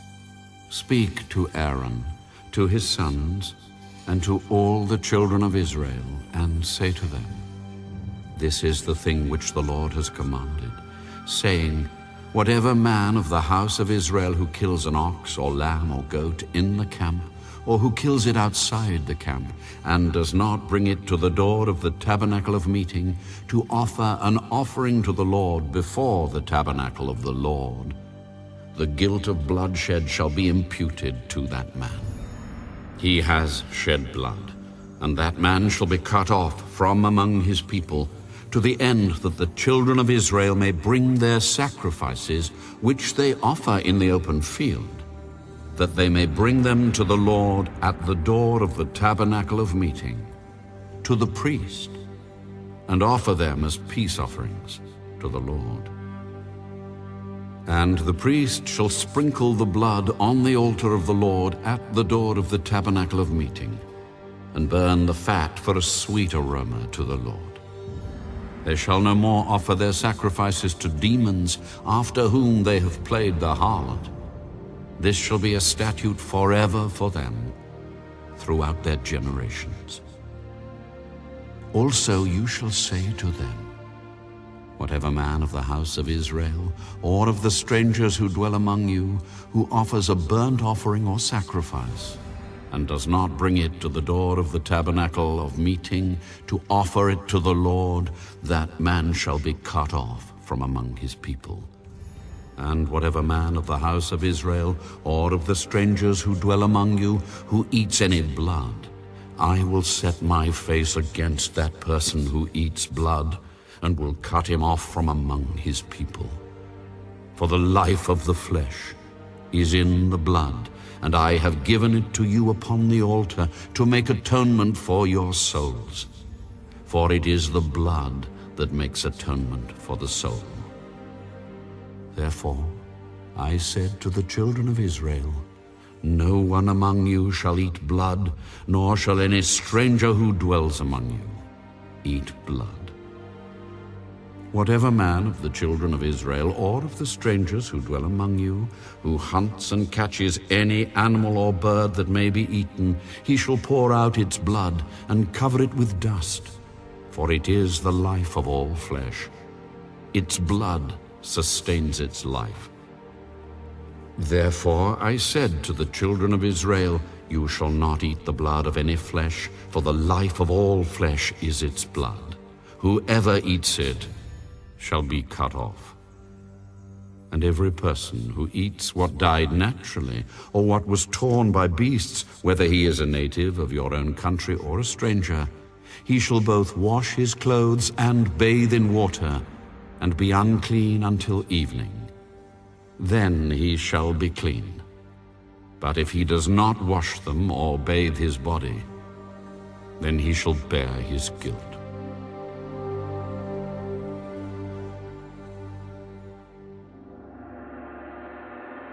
Then the Lord spoke to Moses, Speak to the children of Israel, and say to them, I am the Lord your God. According to the doings of the land of Egypt, where you dwelt, you shall not do.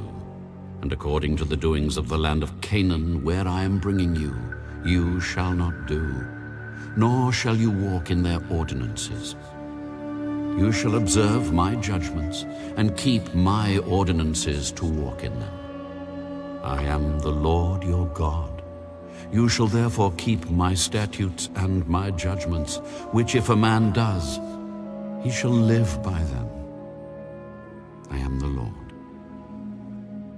None of you shall approach anyone who is near of kin to him to uncover his nakedness. I am the Lord. The nakedness of your father or the nakedness of your mother you shall not uncover. She is your mother. You shall not uncover her nakedness. The nakedness of your father's wife you shall not uncover. It is your father's nakedness. The nakedness of your sister, the daughter of your father, or the daughter of your mother, whether born at home or elsewhere, their nakedness you shall not uncover. The nakedness of your son's daughter or your daughter's daughter, their nakedness you shall not uncover, for theirs is your own nakedness. The nakedness of your father's wife's daughter, begotten by your father, she is your sister, you shall not uncover her nakedness. You shall not uncover the nakedness of your father's sister, she is near of kin to your father. You shall not uncover the nakedness of your mother's sister, for she is near of kin to your mother. You shall not uncover the nakedness of your father's brother, you shall not approach his wife. She is your aunt. You shall not uncover the nakedness of your daughter-in-law. She is your son's wife. You shall not uncover her nakedness. You shall not uncover the nakedness of your brother's wife. It is your brother's nakedness. You shall not uncover the nakedness of a woman and her daughter, nor shall you take her son's daughter or her daughter's daughter to uncover her nakedness. They are near of kin to her. It is wickedness. Nor shall you take a woman as a rival to her sister to uncover her nakedness while the other is alive. Also, you shall not approach a woman to uncover her nakedness as long as she is in her customary impurity. Moreover, you shall not lie carnally with your neighbor's wife to defile yourself with her. And you shall not let any of your descendants pass through the fire to Molech, nor shall you profane the name of your God. I am the Lord. You shall not lie with a male as with a woman. It is an abomination. Nor shall you mate with any animal to defile yourself with it. Nor shall any woman stand before an animal to mate with it. It is perversion. Do not defile yourselves with any of these things, for by all these the nations are defiled, which I am casting out before you. For the land is defiled. Therefore I visit the punishment of its iniquity upon it, and the land vomits out its inhabitants. You shall therefore keep my statutes and my judgments, and shall not commit any of these abominations, either any of your own nation or any stranger who dwells among you. For all these abominations the men of the land have done who were before you. And thus the land is defiled, lest the land vomit you out also when you defile it, as it vomited out the nations that were before you.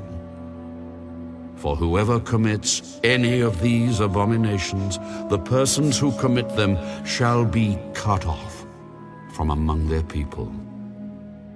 Therefore you shall keep my ordinance, so that you do not commit any of these abominable customs which were committed before you, and that you do not defile yourselves by them. I am the Lord, your God.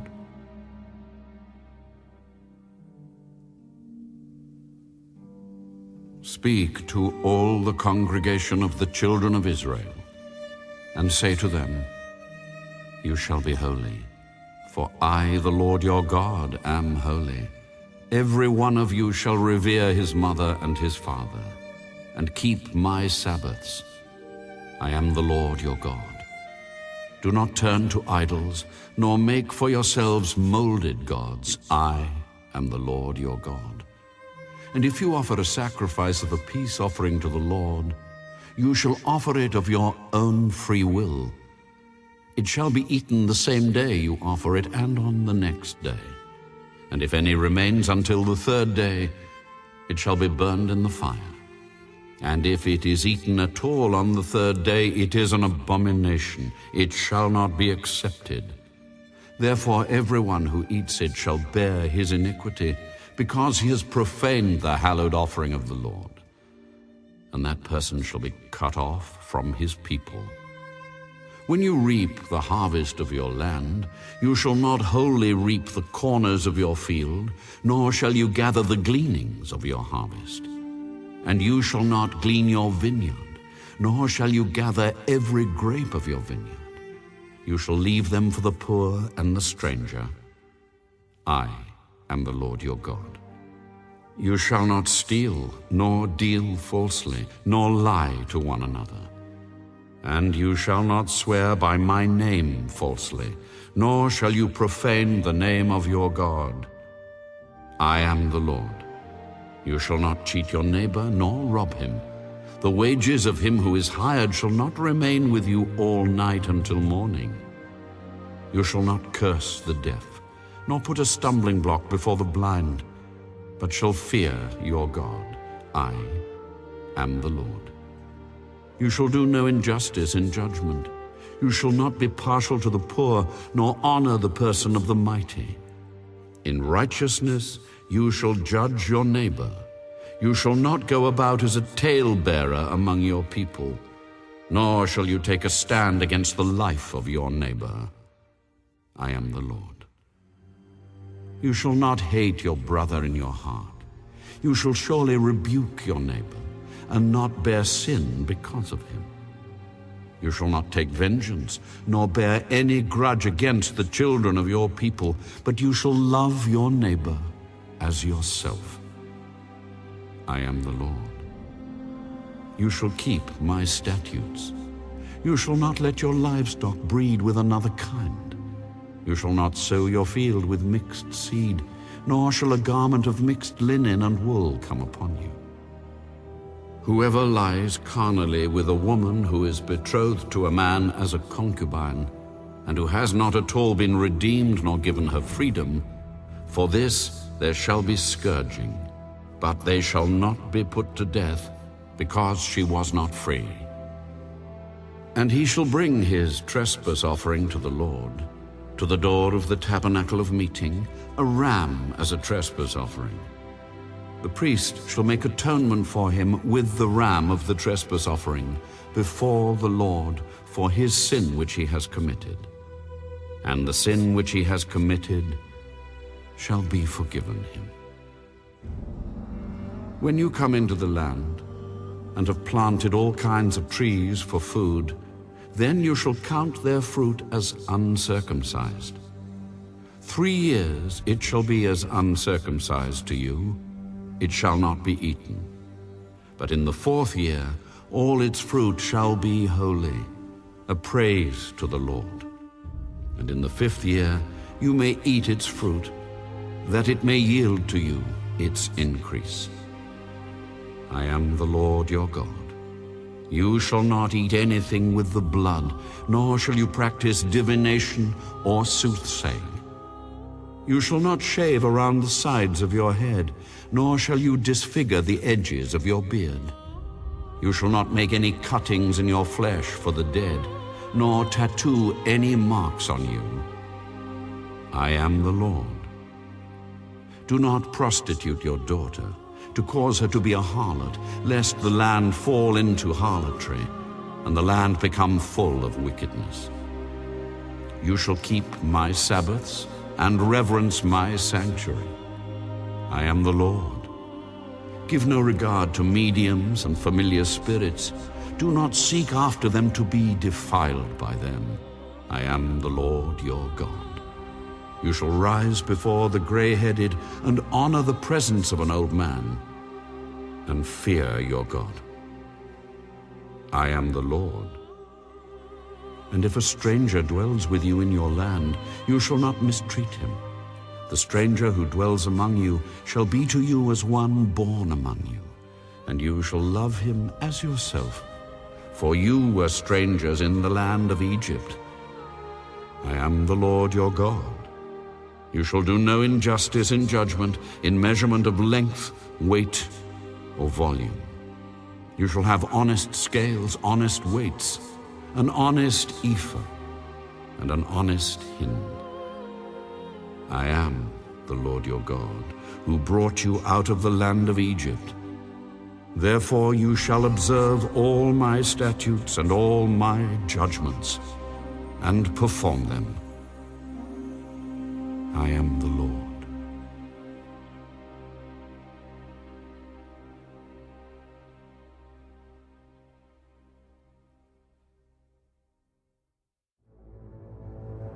Then the Lord spoke to Moses. Again you shall say to the children of Israel, whoever of the children of Israel or of the strangers who dwell in Israel, who gives any of his descendants to Molech, he shall surely be put to death. The people of the land shall stone him with stones. I will set my face against that man, and will cut him off from his people, because he has given some of his descendants to Molech, to defile my sanctuary and profane my holy name. And if the people of the land should in any way hide their eyes from the man when he gives some of his descendants to Molech, and they do not kill him, then I will set my face against that man and against his family, and I will cut him off from his people and all who prostitute themselves with him to commit harlotry with Molech. And the person who turns to mediums and familiar spirits to prostitute himself with them, I will set my face against that person and cut him off from his people. Consecrate yourselves, therefore, and be holy, for I am the Lord your God, and you shall keep my statutes and perform them. I am the Lord who sanctifies you. For everyone who curses his father or his mother shall surely be put to death. He has cursed his father or his mother. His blood shall be upon him. The man who commits adultery with another man's wife, he who commits adultery with his neighbor's wife, the adulterer and the adulteress, shall surely be put to death. The man who lies with his father's wife has uncovered his father's nakedness. Both of them shall surely be put to death. Their blood shall be upon them. If a man lies with his daughter-in-law, both of them shall surely be put to death.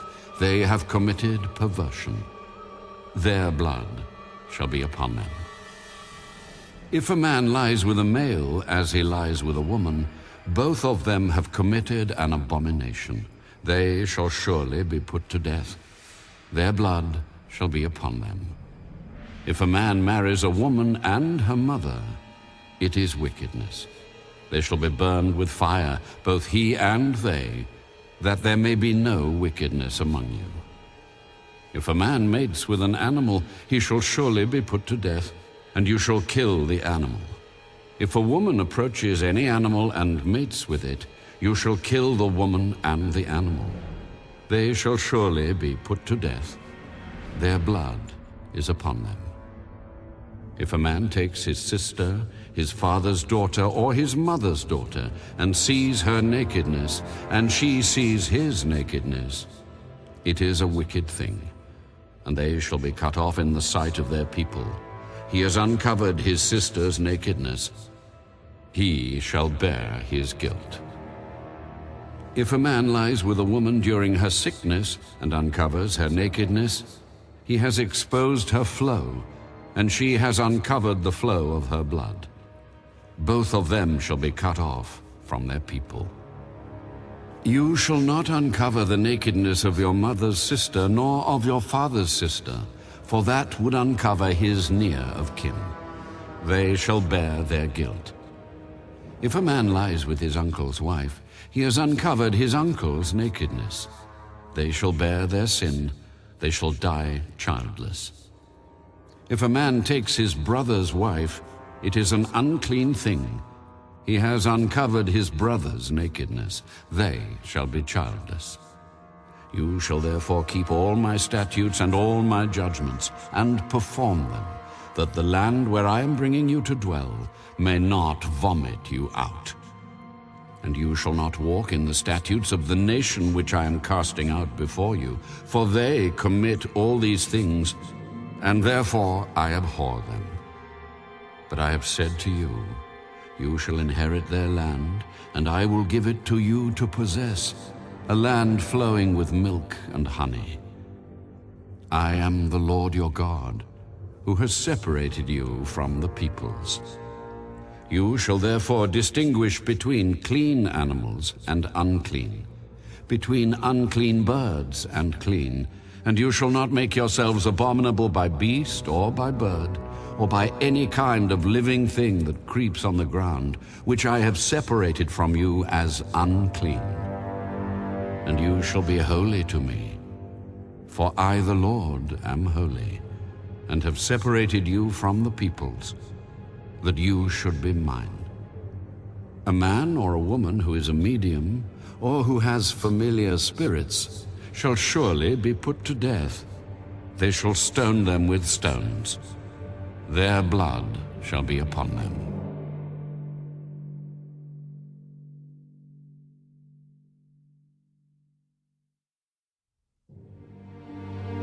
And the Lord said to Moses, Speak to the priests, the sons of Aaron, and say to them, None shall defile himself for the dead among his people, except for his relatives who are nearest to him, his mother, his father, his son, his daughter, and his brother. Also his virgin sister who is near to him, who has had no husband. For her he may defile himself. Otherwise he shall not defile himself, being a chief man among his people, to profane himself. They shall not make any bald place on their heads, nor shall they shave the edges of their beards, nor make any cuttings in their flesh. They shall be holy to their God, and not profane the name of their God. For they offer the offerings of the Lord made by fire, and the bread of their God. Therefore they shall be holy. They shall not take a wife who is a harlot or a defiled woman, nor shall they take a woman divorced from her husband. For the priest is holy to his God. Therefore you shall consecrate him, for he offers the bread of your God. He shall be holy to you, for I, the Lord, who sanctify you, am holy. The daughter of any priest, if she profanes herself by playing the harlot, she profanes her father. She shall be burned with fire.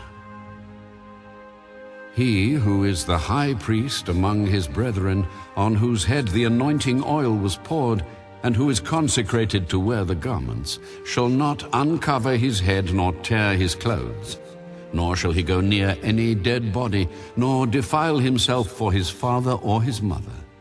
Nor shall he go out of the sanctuary, nor profane the sanctuary of his God. For the consecration of the anointing oil of his God is upon him. I am the Lord. And he shall take a wife in her virginity, a widow or a divorced woman or a defiled woman or a harlot. These he shall not marry. But he shall take a virgin of his own people as wife. Nor shall he profane his posterity among his people. For I, the Lord, sanctify him.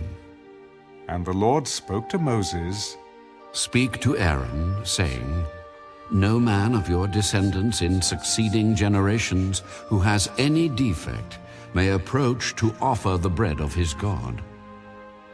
For any man who has a defect shall not approach, a man blind or lame, who has a marred face, or any limb too long, a man who has a broken foot or broken hand, or is a hunchback or a dwarf, or a man who has a defect in his eye, or eczema or scab, or is a eunuch.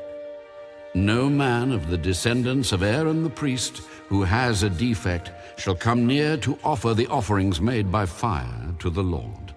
He has a defect. He shall not come near to offer the bread of his God. He may eat the bread of his God, both the most holy and the holy. Only he shall not go near the veil or approach the altar, because he has a defect, lest he profane my sanctuaries. For I, the Lord, sanctify them. And Moses told it to Aaron and his sons, and to all the children of Israel.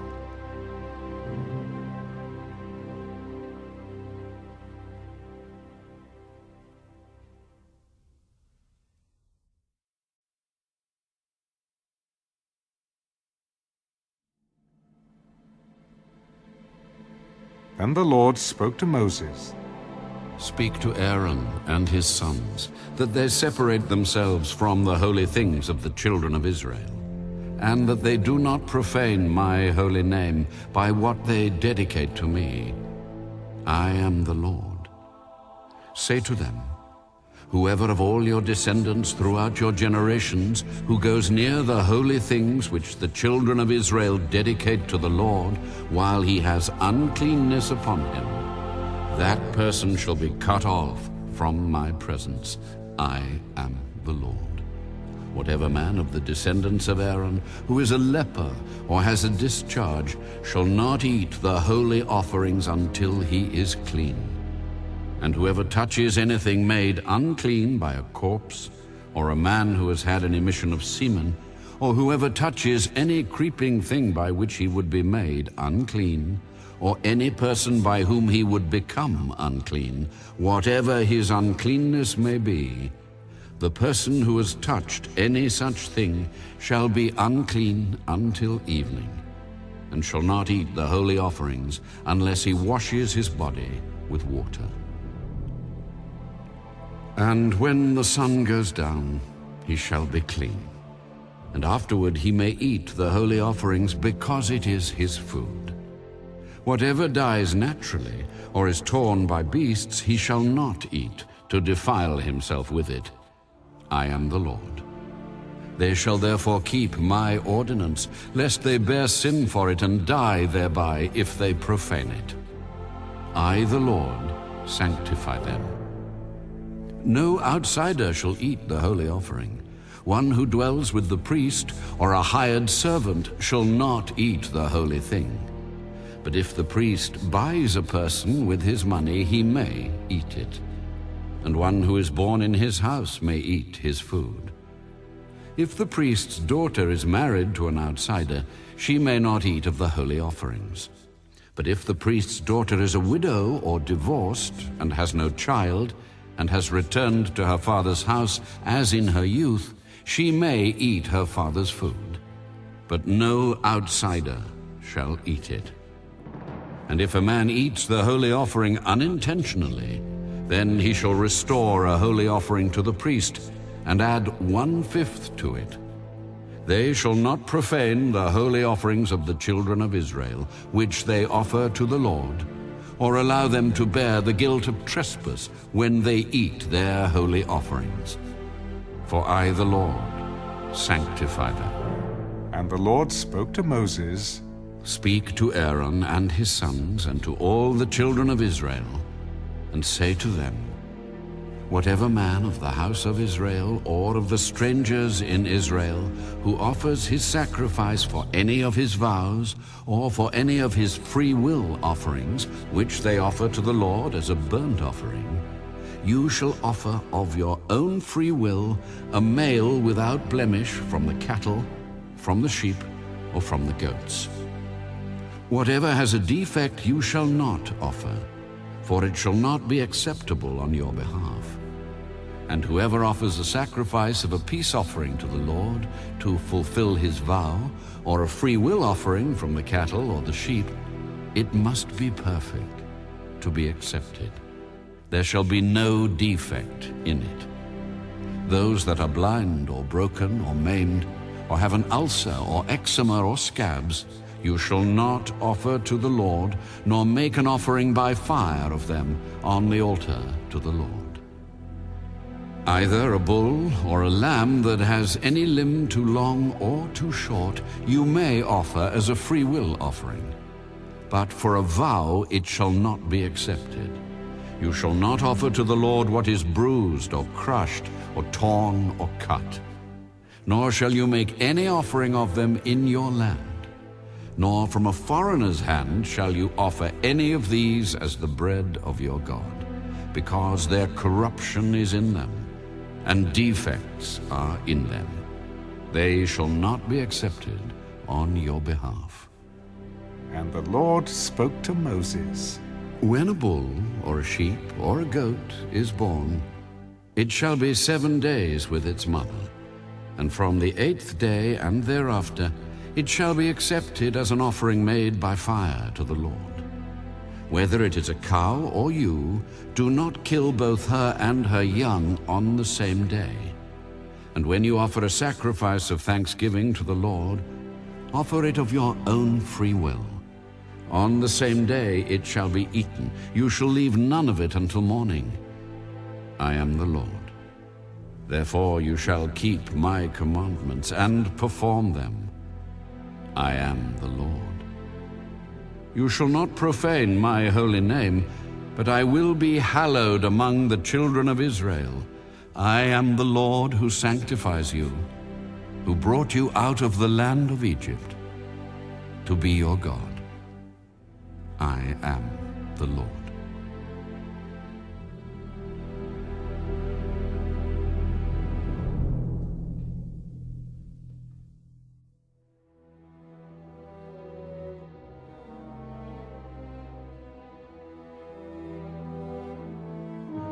And the Lord spoke to Moses. Speak to the children of Israel, and say to them, The feasts of the Lord, which you shall proclaim to be holy convocations, these are my feasts. 6 days shall work be done, but the 7th day is a Sabbath of solemn rest, a holy convocation. You shall do no work on it. It is the Sabbath of the Lord in all your dwellings. These are the feasts of the Lord, holy convocations, which you shall proclaim at their appointed times. On the 14th day of the 1st month at twilight is the Lord's Passover, and on the 15th day of the same month is the feast of unleavened bread to the Lord. 7 days you must eat unleavened bread. On the 1st day you shall have a holy convocation. You shall do no customary work on it, but you shall offer an offering made by fire to the Lord for 7 days. The 7th day shall be a holy convocation. You shall do no customary work on it. Speak to the children of Israel, and say to them, When you come into the land which I give to you, and reap its harvest, then you shall bring a sheaf of the first fruits of your harvest to the priest. He shall wave the sheaf before the Lord to be accepted on your behalf. On the day after the Sabbath, the priest shall wave it. And you shall offer on that day, when you wave the sheaf, a male lamb of the 1st year, without blemish, as a burnt offering to the Lord. Its grain offering shall be 2/10 of an ephah of fine flour mixed with oil, an offering made by fire to the Lord for a sweet aroma. And its drink offering shall be of wine, 1/4 of a hin. You shall eat neither bread, nor parched grain, nor fresh grain, until the same day that you have brought an offering to your God. It shall be a statute forever throughout your generations in all your dwellings. And you shall count for yourselves from the day after the Sabbath, from the day that you brought the sheaf of the wave offering, 7 Sabbaths shall be completed. Count 50 days to the day after the 7th Sabbath. Then you shall offer a new grain offering to the Lord. You shall bring from your dwellings 2 wave loaves of 2/10 of an ephah. They shall be of fine flour. They shall be baked with leaven. They are the first fruits to the Lord.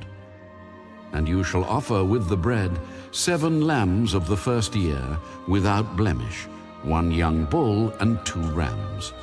They shall be as a burnt offering to the Lord, with their grain offering and their drink offerings, an offering made by fire for a sweet aroma to the Lord. Then you shall sacrifice 1 kid of the goats as a sin offering, and 2 male lambs of the 1st year as a sacrifice of a peace offering. The priest shall wave them with the bread of the first fruits as a wave offering before the Lord with the 2 lambs. They shall be holy to the Lord for the priest. And you shall proclaim on the same day that it is a holy convocation to you. You shall do no customary work on it. It shall be a statute forever in all your dwellings throughout your generations.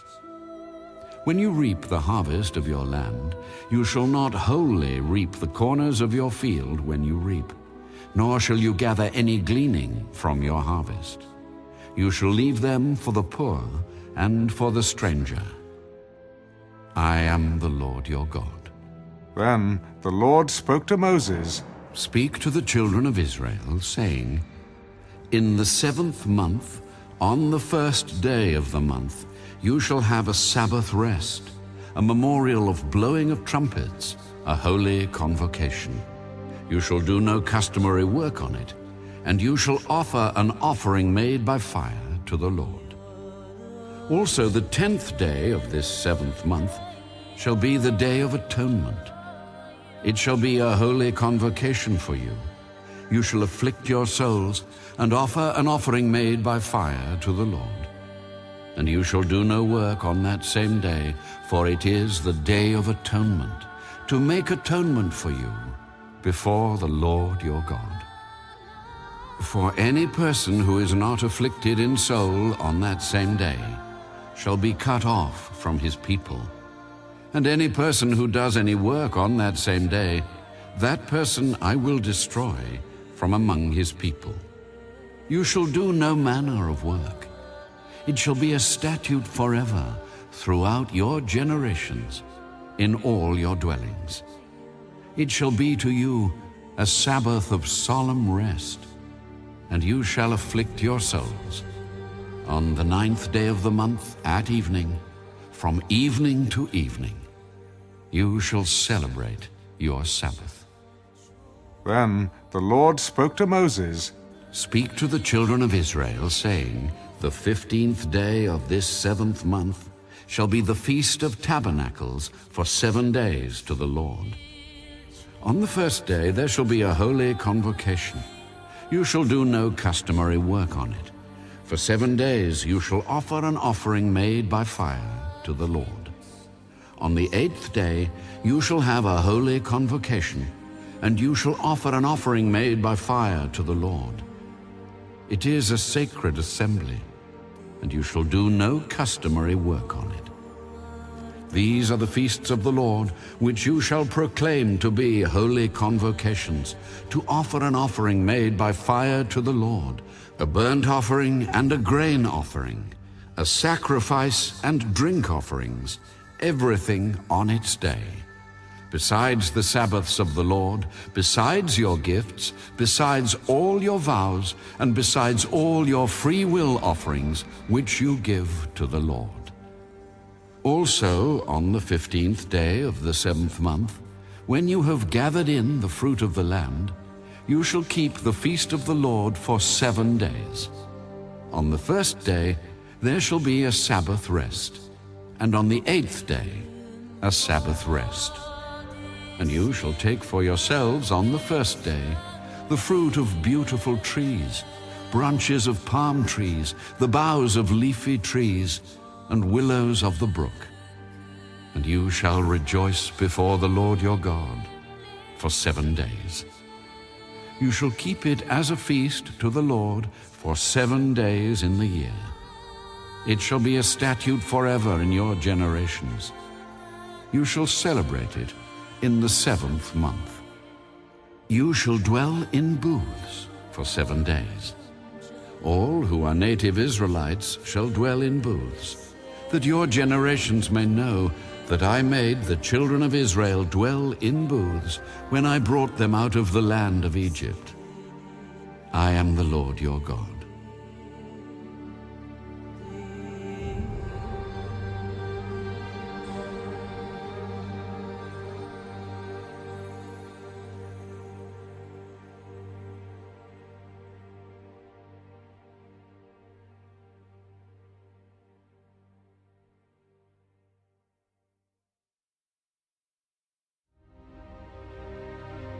So Moses declared to the children of Israel the feasts of the Lord. Then the Lord spoke to Moses. Command the children of Israel that they bring to you pure oil of pressed olives for the light, to make the lamps burn continually. Outside the veil of the testimony, in the tabernacle of meeting, Aaron shall be in charge of it from evening until morning before the Lord continually. It shall be a statute forever in your generations. He shall be in charge of the lamps on the pure gold lampstand before the Lord continually. And you shall take fine flour and bake 12 cakes with it. 2/10 of an ephah shall be in each cake. You shall set them in 2 rows, 6 in a row, on the pure gold table before the Lord. And you shall put pure frankincense on each row, that it may be on the bread for a memorial, an offering made by fire to the Lord. Every Sabbath he shall set it in order before the Lord continually, being taken from the children of Israel by an everlasting covenant. And it shall be for Aaron and his sons, and they shall eat it in a holy place, for it is most holy to him from the offerings of the Lord made by fire. by a perpetual statute. Now the son of an Israelite woman, whose father was an Egyptian, went out among the children of Israel, and this Israelite woman's son and a man of Israel fought each other in the camp. And the Israelite woman's son blasphemed the name of the Lord and cursed, and so they brought him to Moses. His mother's name was Shelomith, the daughter of Dibri, of the tribe of Dan. Then they put him in custody, that the mind of the Lord might be shown to them. And the Lord spoke to Moses. Take outside the camp him who has cursed. Then let all who heard him lay their hands on his head, and let all the congregation stone him. Then you shall speak to the children of Israel, saying, Whoever curses his God shall bear his sin, and whoever blasphemes the name of the Lord shall surely be put to death. All the congregation shall certainly stone him, the stranger as well as him who is born in the land. When he blasphemes the name of the Lord, he shall be put to death. Whoever kills any man shall surely be put to death. Whoever kills an animal shall make it good, animal for animal. If a man causes disfigurement of his neighbor, as he has done, so shall it be done to him, fracture for fracture, eye for eye, tooth for tooth. As he has caused disfigurement of a man, so shall it be done to him. And whoever kills an animal shall restore it. But whoever kills a man shall be put to death. You shall have the same law for the stranger and for one from your own country. For I am the Lord your God. Then Moses spoke to the children of Israel, and they took outside the camp him who had cursed, and stoned him with stones. So the children of Israel did as the Lord commanded Moses.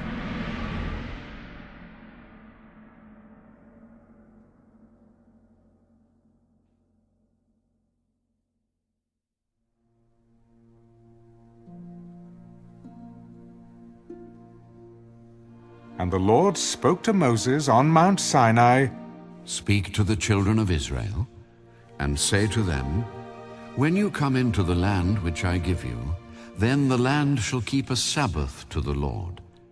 6 years you shall sow your field, and 6 years you shall prune your vineyard, and gather its fruit.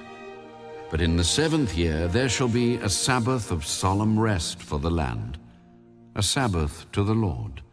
You shall neither sow your field nor prune your vineyard. What grows of its own accord of your harvest you shall not reap, nor gather the grapes of your untended vine, for it is a year of rest for the land. And the Sabbath produce of the land shall be food for you, your male and female servants, your hired man, and the stranger who dwells with you, for your livestock and the beasts that are in your land. All its produce shall be for food. And you shall count 7 Sabbaths of years for yourself, 7 times 7 years. And the time of the 7 Sabbaths of years shall be to you 49 years. Then you shall cause the trumpet of the Jubilee to sound on the 10th day of the 7th month. On the Day of Atonement you shall make the trumpet to sound throughout all your land. And you shall consecrate the 50th year, and proclaim liberty throughout all the land to all its inhabitants. It shall be a jubilee for you, and each of you shall return to his possession, and each of you shall return to his family. That 50th year shall be a jubilee to you. In it you shall neither sow nor reap what grows of its own accord, nor gather the grapes of your untended vine. For it is the Jubilee. It shall be holy to you. You shall eat its produce from the field.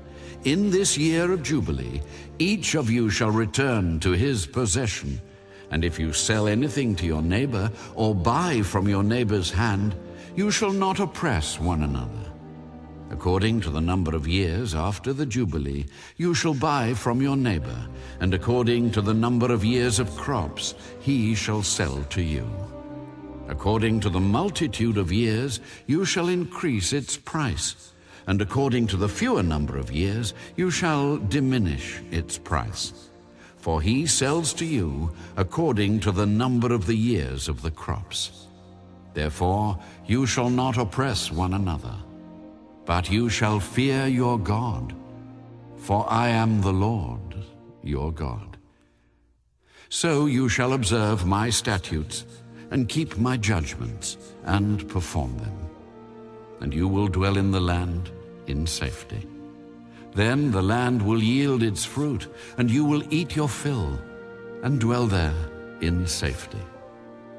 And if you say, what shall we eat in the 7th year, since we shall not sow nor gather in our produce? Then I will command my blessing on you in the 6th year, and it will bring forth produce enough for 3 years. And you shall sow in the 8th year, and eat old produce until the 9th year. Until its produce comes in, you shall eat of the old harvest. The land shall not be sold permanently, for the land is mine. For you are strangers and sojourners with me, and in all the land of your possession you shall grant redemption of the land. If one of your brethren becomes poor and has sold some of his possession, and if his redeeming relative comes to redeem it, then he may redeem what his brother sold. Or if the man has no one to redeem it, but he himself becomes able to redeem it, then let him count the years since its sale, and restore the remainder to the man to whom he sold it, that he may return to his possession. But if he is not able to have it restored to himself, then what was sold shall remain in the hand of him who bought it until the year of Jubilee. And in the Jubilee it shall be released, and he shall return to his possession. If a man sells a house in a walled city, then he may redeem it within a whole year after it is sold. Within a full year he may redeem it. But if it is not redeemed within the space of a full year, then the house in the walled city shall belong permanently to him who bought it throughout his generations. It shall not be released in the Jubilee. However, the houses of villages which have no wall around them shall be counted as the fields of the country. They may be redeemed, and they shall be released in the Jubilee. Nevertheless, the cities of the Levites and the houses in the cities of their possession, the Levites may redeem at any time. And if a man purchases a house from the Levites, then the house that was sold in the city of his possession shall be released in the Jubilee. For the houses in the cities of the Levites are their possession among the children of Israel. But the field of the common land of their cities may not be sold, for it is their perpetual possession. If one of your brethren becomes poor and falls into poverty among you, then you shall help him, like a stranger or a sojourner, that he may live with you. Take no usury or interest from him, but fear your God, that your brother may live with you. You shall not lend him your money for usury, nor lend him your food at a profit. I am the Lord your God, who brought you out of the land of Egypt, to give you the land of Canaan, and to be your God. And if one of your brethren who dwells by you becomes poor, and sells himself to you, you shall not compel him to serve as a slave. As a hired servant and a sojourner he shall be with you, and shall serve you until the year of Jubilee. And then he shall depart from you, he and his children with him, and shall return to his own family. He shall return to the possession of his fathers. For they are my servants, whom I brought out of the land of Egypt. They shall not be sold as slaves.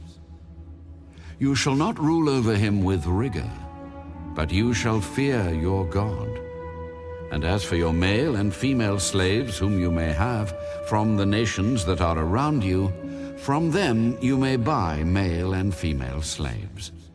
Moreover, you may buy the children of the strangers who dwell among you, and their families who are with you, which they beget in your land, and they shall become your property.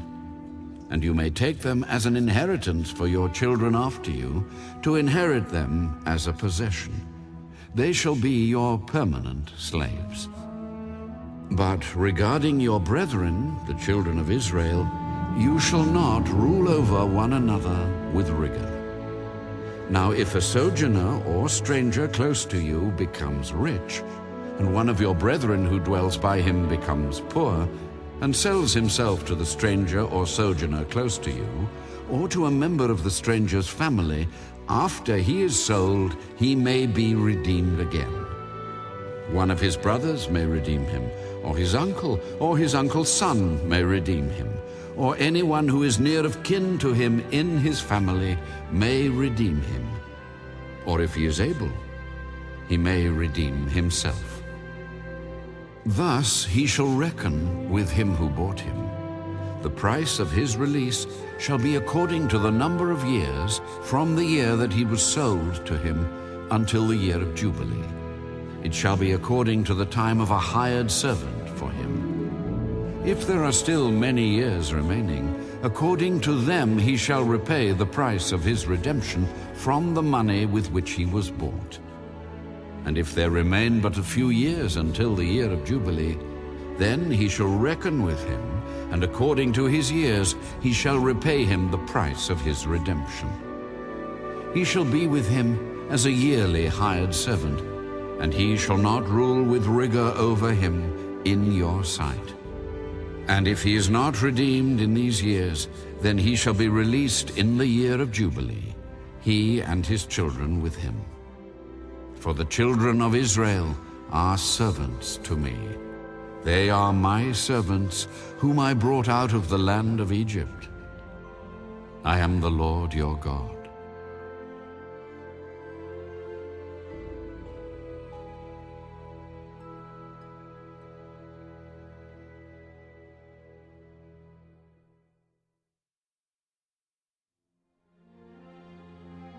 You shall not make idols for yourselves. Neither a carved image nor a sacred pillar shall you rear up for yourselves, nor shall you set up an engraved stone in your land to bow down to it. For I am the Lord your God.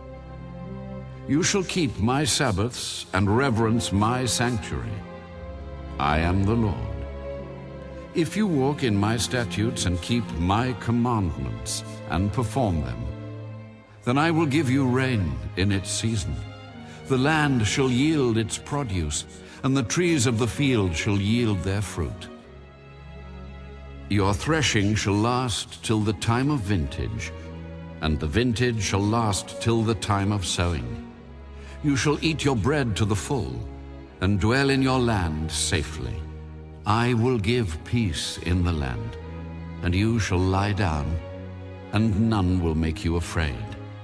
I will rid the land of evil beasts, and the sword will not go through your land. You will chase your enemies, and they shall fall by the sword before you. 5 of you shall chase 100, and 100 of you shall put 10,000 to flight. Your enemies shall fall by the sword before you. For I will look on you favorably, and make you fruitful, multiply you, and confirm my covenant with you. You shall eat the old harvest, and clear out the old because of the new. I will set my tabernacle among you, and my soul shall not abhor you. I will walk among you, and be your God, and you shall be my people. I am the Lord your God, who brought you out of the land of Egypt, that you should not be their slaves. I have broken the bands of your yoke, and made you walk upright.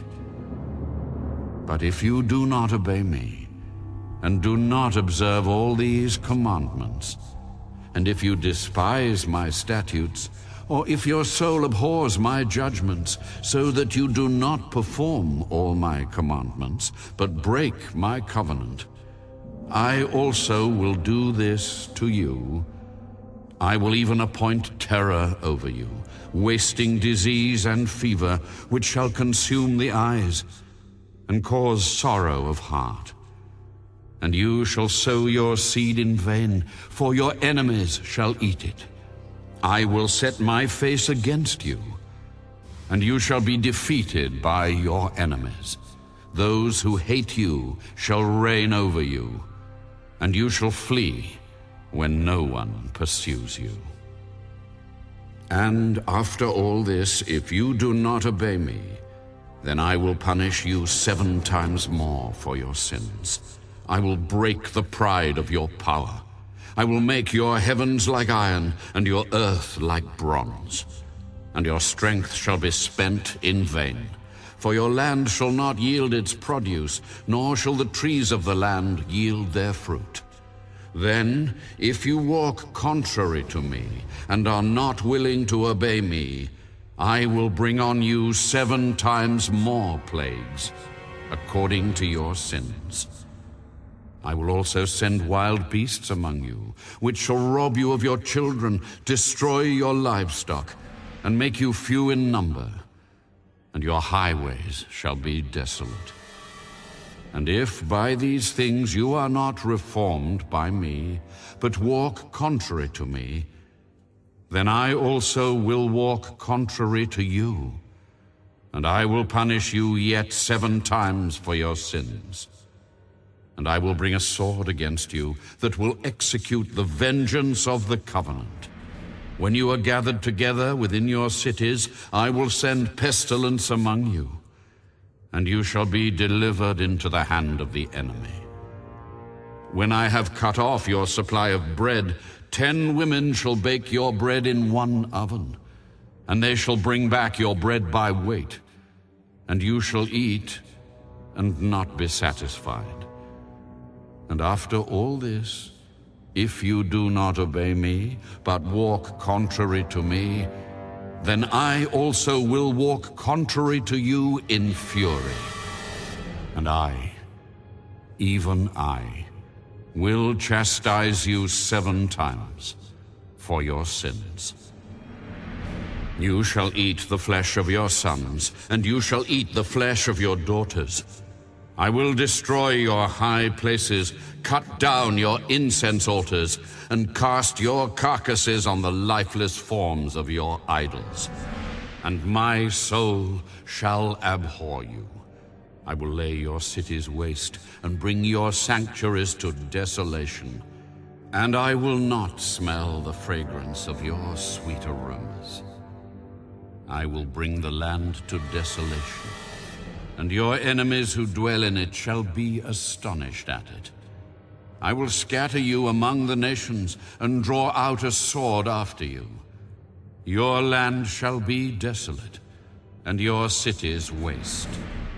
Then the land shall enjoy its Sabbaths as long as it lies desolate, and you are in your enemy's land. Then the land shall rest and enjoy its Sabbaths. As long as it lies desolate, it shall rest, for the time it did not rest on your Sabbaths when you dwelt in it.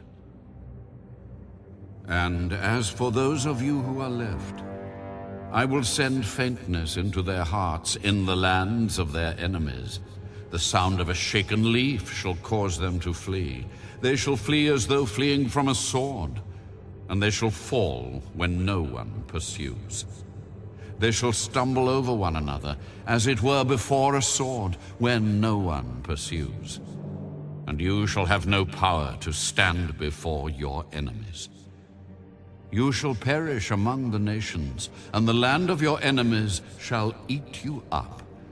And those of you who are left shall waste away in their iniquity in your enemies' lands. Also in their fathers' iniquities, which are with them, they shall waste away.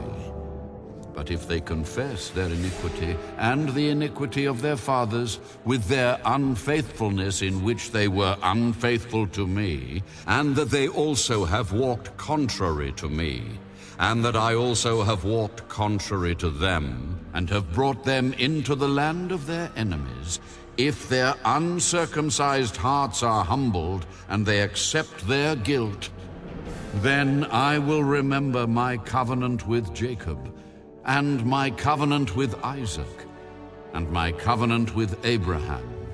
I will remember. I will remember the land. The land also shall be left empty by them, and will enjoy its Sabbaths while it lies desolate without them. They will accept their guilt because they despised my judgments, and because their soul abhorred my statutes. Yet for all that, when they are in the land of their enemies, I will not cast them away, nor shall I abhor them to utterly destroy them and break my covenant with them. For I am the Lord their God. But for their sake I will remember the covenant of their ancestors, whom I brought out of the land of Egypt in the sight of the nations, that I might be their God. I am the Lord. These are the statutes and judgments and laws which the Lord made between himself and the children of Israel on Mount Sinai by the hand of Moses.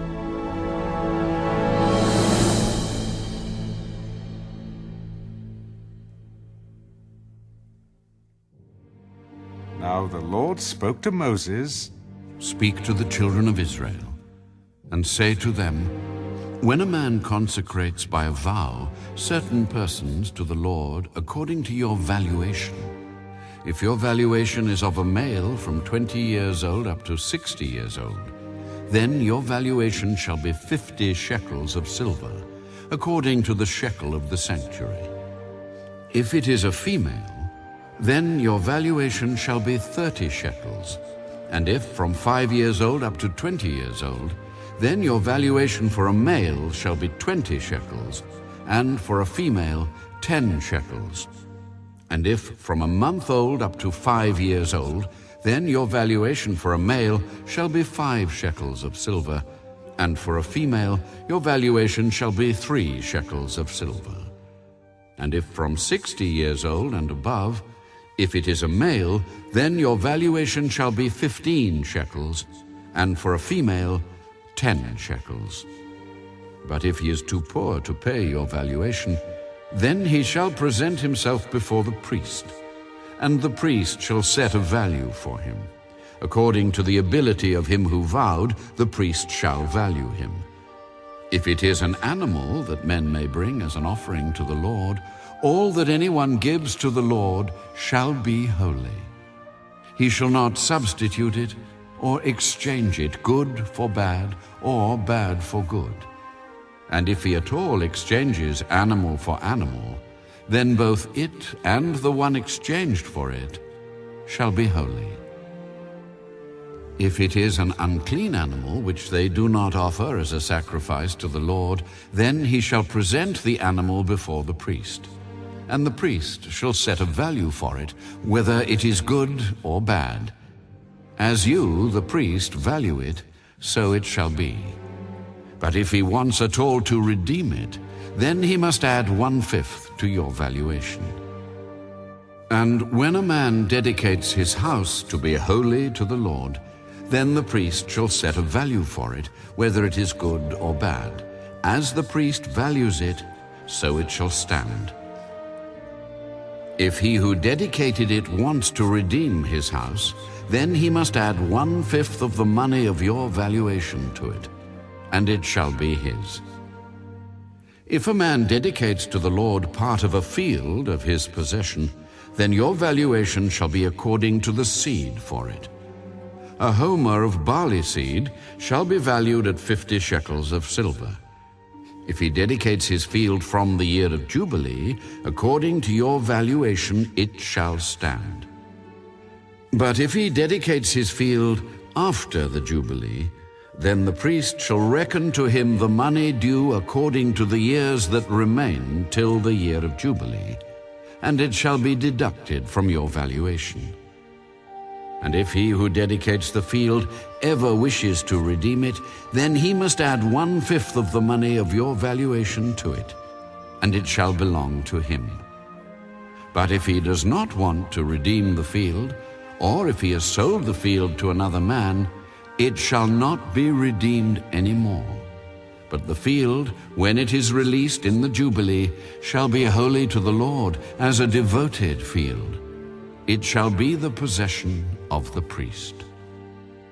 And if a man dedicates to the Lord a field which he has bought, which is not the field of his possession, then the priest shall reckon to him the worth of your valuation up to the year of Jubilee, and he shall give your valuation on that day as a holy offering to the Lord.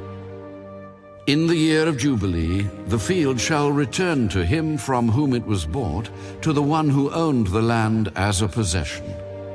And all your valuations shall be according to the shekel of the sanctuary, 20 gerahs to the shekel. But the firstborn of the animals, which should be the Lord's firstborn, no man shall dedicate. Whether it is an ox or sheep, it is the Lord's. And if it is an unclean animal, then he shall redeem it according to your valuation, and shall add 1/5 to it. Or if it is not redeemed, then it shall be sold according to your valuation. Nevertheless, no devoted offering that a man may devote to the Lord of all that he has, both man and beast, or the field of his possession, shall be sold or redeemed. Every devoted offering is most holy to the Lord. No person under the ban who may become doomed to destruction among men shall be redeemed, but shall surely be put to death. And all the tithe of the land, whether of the seed of the land or of the fruit of the tree, is the Lord's. It is holy to the Lord. If a man wants at all to redeem any of his tithes, he shall add 1/5 to it. And concerning the tithe of the herd or the flock, of whatever passes under the rod, the 10th one shall be holy to the Lord. He shall not inquire whether it is good or bad, nor shall he exchange it. And if he exchanges it at all, then both it and the one exchanged for it shall be holy. It shall not be redeemed. These are the commandments which the Lord commanded Moses for the children of Israel on Mount Sinai.